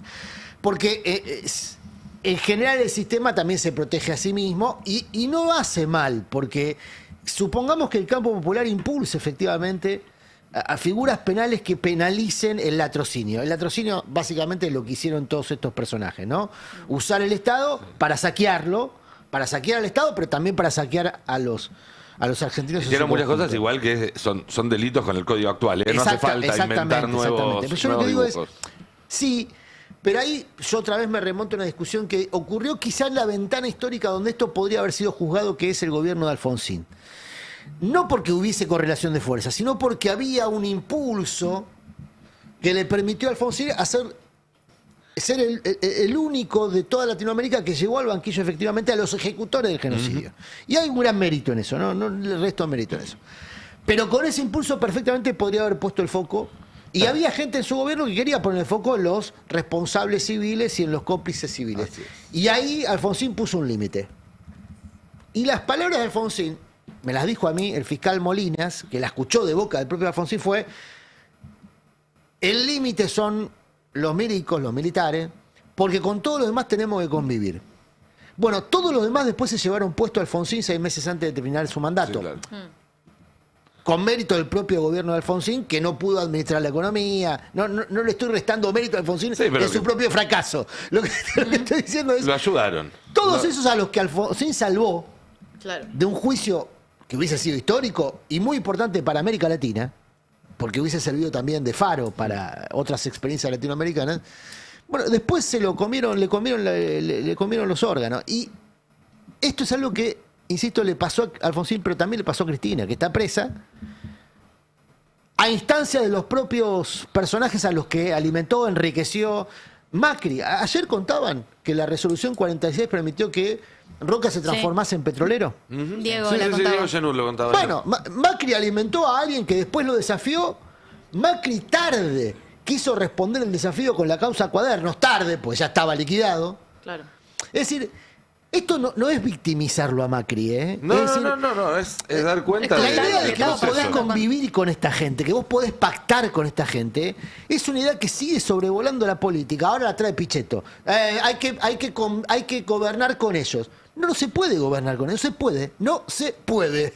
Es imposible gobernar con ellos. Hay que administrarlos desde el Estado y con vocación de poder de administración desde el Estado. Clarísimo. Si no se hace eso, va a pasar lo que pasó ayer. Es un poco el debate de fondo que hay ahora, muy de fondo si se quiere, pero que está. Si hacemos todo silencio, se escucha el murmullo de este debate de fondo en una interna peronista que hace ruido por otros lados, ¿no, Belu? Sí, a ver, hace un ratito salió a hablar el ministro de Gobierno, Carlos Bianco. Él volvió de España el miércoles. ¿Por qué? Porque tuvo una apendicitis. El sábado a la tarde, cuando se volvía a la comitiva, estaba muy descompuesto, muy dolorido. Y te digo, tenés que estar muy dolorida como para estar en afuera del país y decir, che, voy al médico porque esto no es normal. Y el médico le dice, tenés apendicitis, no te subas al avión. Menos mal que no se sube al avión. Y no la contaba, no la contaba porque un cuadro de peritonitis era algo muy grave. Te puedes morir. Sí, literal. Literal. Así que entonces él se queda y lo internan allá, tenía a Ciscar, lo derivan internado y queda y se queda solo, además, una situación bastante fea que te pase eso fuera de tu casa. Es feo que te pase eso en otro país. Bueno, no, de eso mismo contaba Carly Bianco en la entrevista, porque ¿qué pasa? En las semanas se empiezan a filtrar algunas publicaciones de un grupo de intendentes en el que está Axel Kicillof, en el que está Carlos Bianco, y que están casi todos los intendentes de todo lo que es el peronismo. Y bueno, nada, cuentan. Le decían, buena suerte, Carly, recupérate, que te sientas mejor, nos vemos a la vuelta, compañero. Mensaje de cortesía, no se estaba discutiendo de política ni nada. No, para nada. Todo esto arranca por Axel manda el tuit de Carly Bianco donde él dice, me quedé en España, me tuvieron que operar de urgencia por apendicitis. Y ahí, bueno, quien toma, digamos, ese mensaje es Mayra Mendoza, que lo arroba a Carly Bianco, lo arroba a Axel Kicillof y le dice... bueno, a vos te pasó en España estando libre, a Cristina le pasó estando presa. Ojalá, Axel, hubieras tenido un grado de humanismo para con ella, porque es quien inicia la conversación mandando el tuit de Carlos Bianco. No hubo respuesta de Carlos Bianco, sino la noticia también hubiera sido que le respondió. Y en esta entrevista doy cuenta que en realidad no responde por pedido del gobernador Axel Kicillof, que le dice, no se metan en ninguna interna, hay que confrontar solo y únicamente con Javier Milei. Así que no entren en ese tipo de chicanas que desgastan bastante. Lo que cuenta Bianco es que le pareció penoso y patético lo que hizo la exintendente de Quilmes, hoy diputada provincial, Mayra Mendoza. Lo más triste que le pareció es que se haya filtrado a la prensa, sobre todo porque estas conversaciones se filtraron a lo que vendría a ser la prensa opositora al peronismo. Feynman, ¿no? Sí, Feynman, Jonathan Viale también.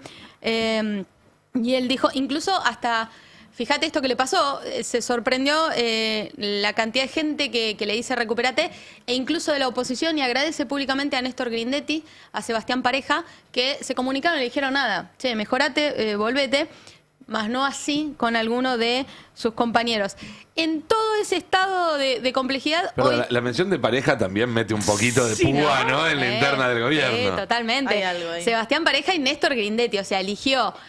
porque, por ejemplo, al pasar dice intendentes radicales, ¿no? ¿Quién te conoce? Porque no tiene un nombre, pero sí tira Néstor Grindetti, y Sebastián Pareja públicamente les dice gracias. Sebastián Pareja el otro día se cruzó a Kicillof en Luján y le dio la mano, todavía hay un video dando vueltas. Claro, se saludaron porque estaban ahí en la misa. De hecho, Kicillof cuenta que había dado el ok antes de que las autoridades del gobierno nacional avisaran que iban a ir. Eso lo cuenta el mismo martes al mediodía cuando fuimos a cubrir la convocatoria a la Corte. Pero todo esto se da en un contexto en el que hoy, a las 2 de la tarde, Kicillof asume el PJ bonaerense. No va a ser un acto al estilo peronista, no va a haber bombo, no va a haber cántico, porque lo que te dicen de Casa de Gobierno es lo que venimos contando acá todo el tiempo, la gente la está pasando como el culo, estamos mal. Sería estar en cualquier otra si nosotros hacemos un acto hoy al estilo peronismo. Entonces lo que se convocó es una reunión del Consejo Partidario en la ciudad de La Plata, donde él va a asumir, y uno de los fuertes hincapiés en los que va a hacer Axel Kicillof es en una masiva campaña de afiliación para el PJ bonaerense. Quiere impulsar muchísimo eso. Esta semana habían salido unos números de alguien que agarró el padrón del PJ, lo pasó por inteligencia artificial y pudo de alguna manera sacar algunas conclusiones. Y lo que se ve es que es un padrón muy avejentado, con más de la mitad por arriba de 60 años y muy poca gente sub 30. Con lo cual entiendo que más allá de que después este padrón se use o no en una interna, porque por ahora pareciera que el plan siguen siendo las PASO, la idea de hacer una reafiliación como una forma de abrir las puertas y ventanas del partido, de airear, de mostrarse más amplio, de atraer gente que quizás hoy no se siente cerca. Sí, de hecho quieren hacer cursos de capacitación, charlas, cosas que va a delegar en Julio Alac y Verónica Magario. Tema paso, Bianco también habló, dijo, estoy a favor, es una herramienta que fortalece el sistema democrático y además la paso lo que no solo te fortalece quien sea el ganador, sino que te evita cualquier tipo de fraude porque lo administra la justicia. Así es. Porque también se estaba hablando, corrió algún rumor de que haya paso pero no obligatoria, entonces se deslegitima. Pero, ojo, porque él dijo, capaz que no es necesario el año que viene paso.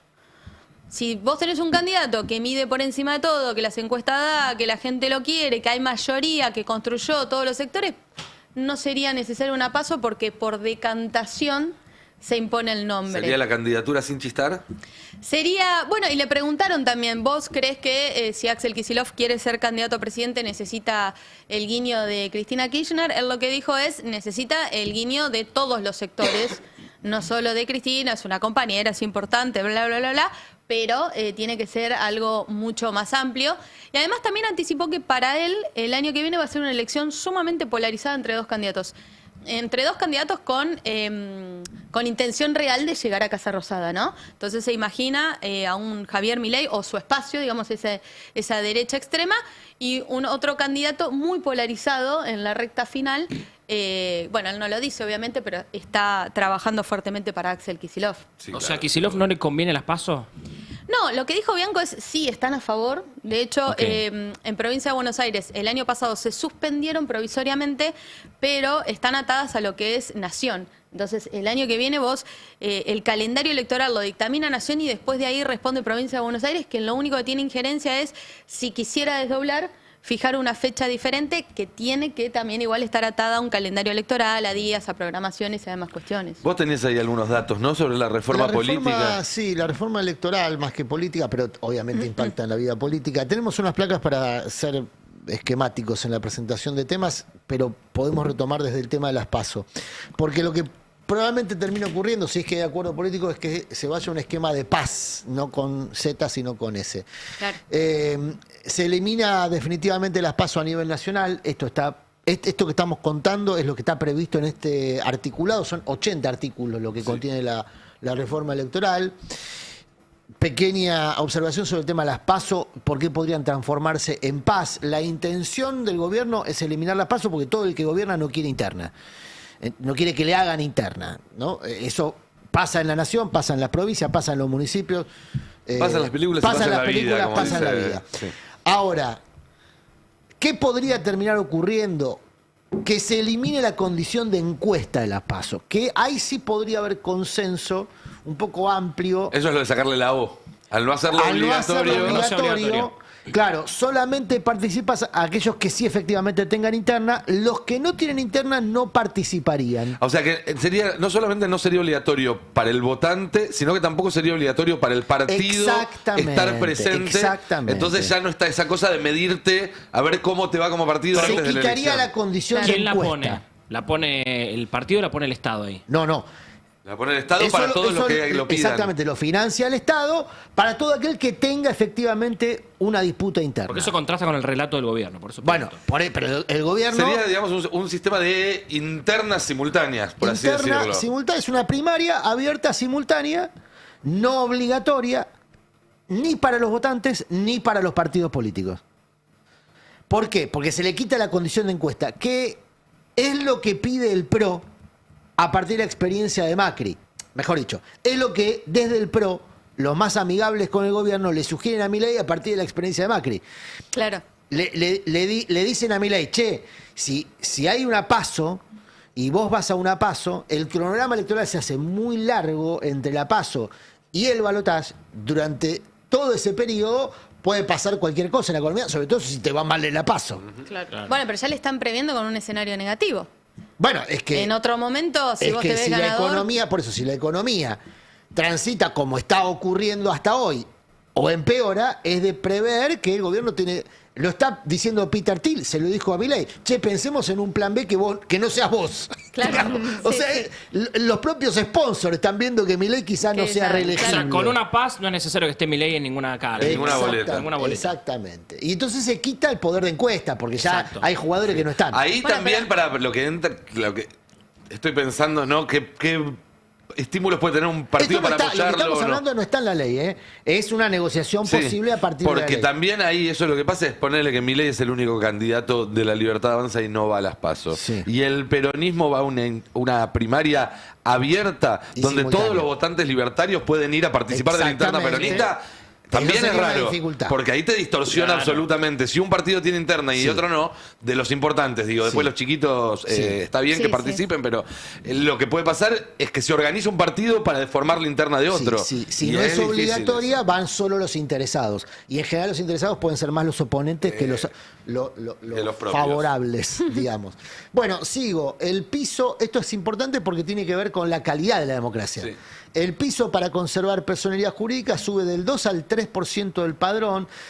Esto significa que se empieza a evitar la participación de minorías que no se ven representadas en grandes bloques partidarios. Cumplir ese piso en una de cada 2 elecciones, ¿no? O sea, se les permite una vez no llegar, te obligan a la siguiente a llegar. O sea, vos no tendrías candidato, Murano, ponele. No, yo sí tengo. Tranquilo.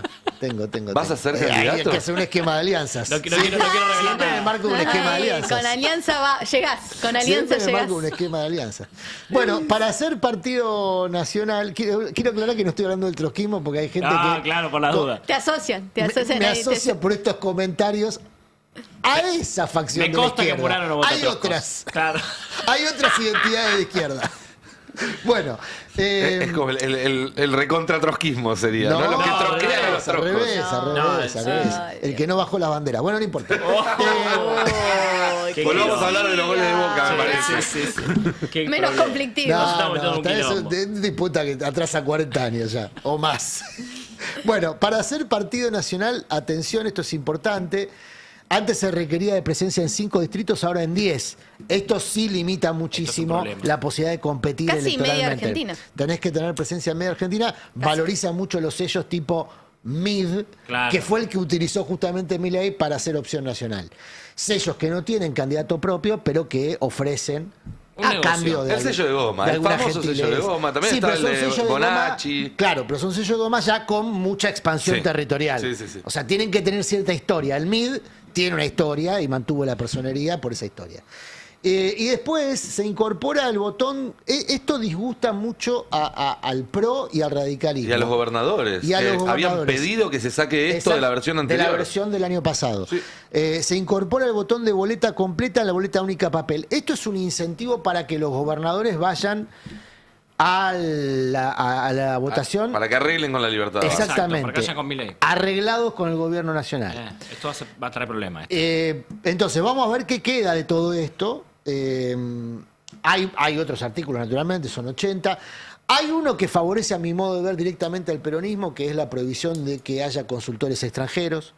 Porque la verdad que la experiencia de Hay gente que dice que es contra los catalanes, otro dice que es contra los ecuatorianos. No, es contra los catalanes. Es contra los catalanes. Para mí Milei estaba enojado con los dos. Piensa en contra del ecuatoriano y también del catalán porque está enemistado con los dos. Claro. Pero está más enojado con el catalán. Es un gran favor para el peronismo si se puede sacar de encima el catalán, que las últimas 2 elecciones, la verdad que no. Sí. A ver, esto también limitaría la participación, por ejemplo, de Peter Thiel y de sus mecanismos en la elección.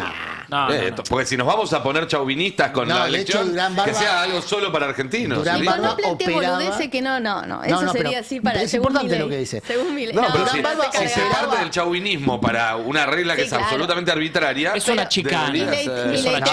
Durán Barba operaba a través de una sucursal local en donde estaba Santiago Caputo, por ejemplo. Claro. O sea, vos podés prohibirle a Durán Barba que él participe como consultor, no a su filial. Un párrafo que es una chicana. Es una chicana.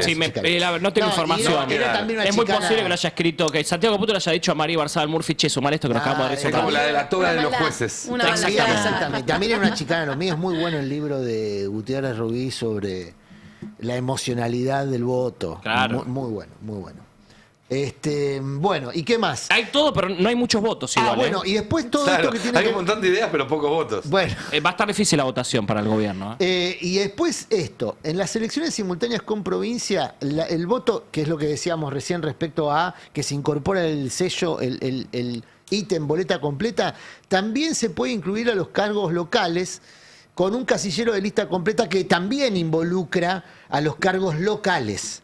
Todo, arrastra todo. Exactamente. Casi que es un esquema sábana. Claro. Un esquema que se quería sábana, eliminar. Con la pero URSS se mucho eliminaba peor la que la sábana, sábana. según ellos. Porque esto es muy interesante. En la sábana vos tenés que tener todos los nombres de la boleta de sábana. Entonces, el votante, si no, digamos, si tiene voluntad de saber a quién vota, lo puede hacer. Agarra la boleta, lee En la quiénes única están. tenés que ir a fijarte en la pared, en el No, la no tenés boleta dos única. nombres, no tenés nada. Podés, claro, tenés al primero, ponele José Luis Esper, que era lo que iba a pasar en la Claro. provincia de Buenos Aires. Candidatazo. Y Sí. listo, fin. Claro. No tenés más información. Estás votando a ciegas. Sí, sí. Estás votando a ciegas. Por eso todo degrada la calidad de la democracia, la calidad de la representación democrática. Vos podés estar votando a cualquiera, no sabes a quién.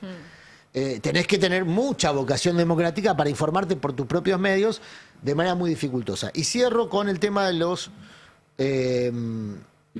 de la publicidad de los partidos políticos y de la publicidad de los candidatos. Porque el Estado se retira el financiamiento de la campaña, pero de modo optativo, es decir, primero, sube el aporte que pueden realizar los privados al 35% del total de la campaña. Es decir, muy significativamente los privados pueden hacer aportes económicos a una campaña. Sí. Viene Un tercio Fred es un Machado, Viva Crocante, contrarrecibo, y bueno, por lo que sabemos era medio así, Viva Crocante, contrarrecibo, y puede poner hasta el 35% de la campaña. Claro, Fred Machado no le va a poner a todos.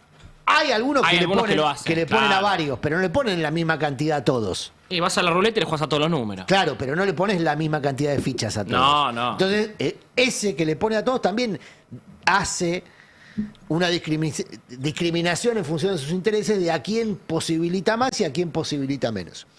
Pero después, eso va a ser optativo, es decir, hay partidos que pueden optar por solo hacer campaña con lo que reciban del Estado, que va a ser un presupuesto más limitado que el que hay ahora.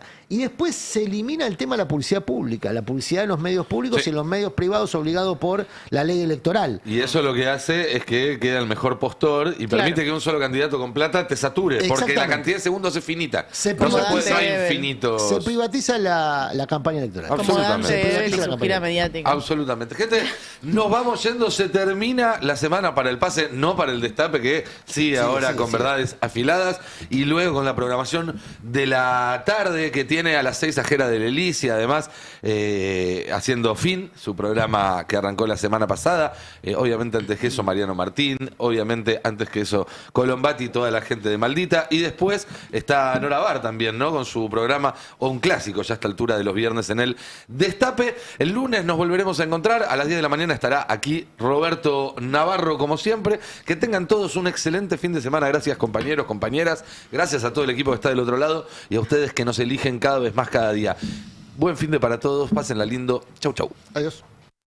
El Destape 1070.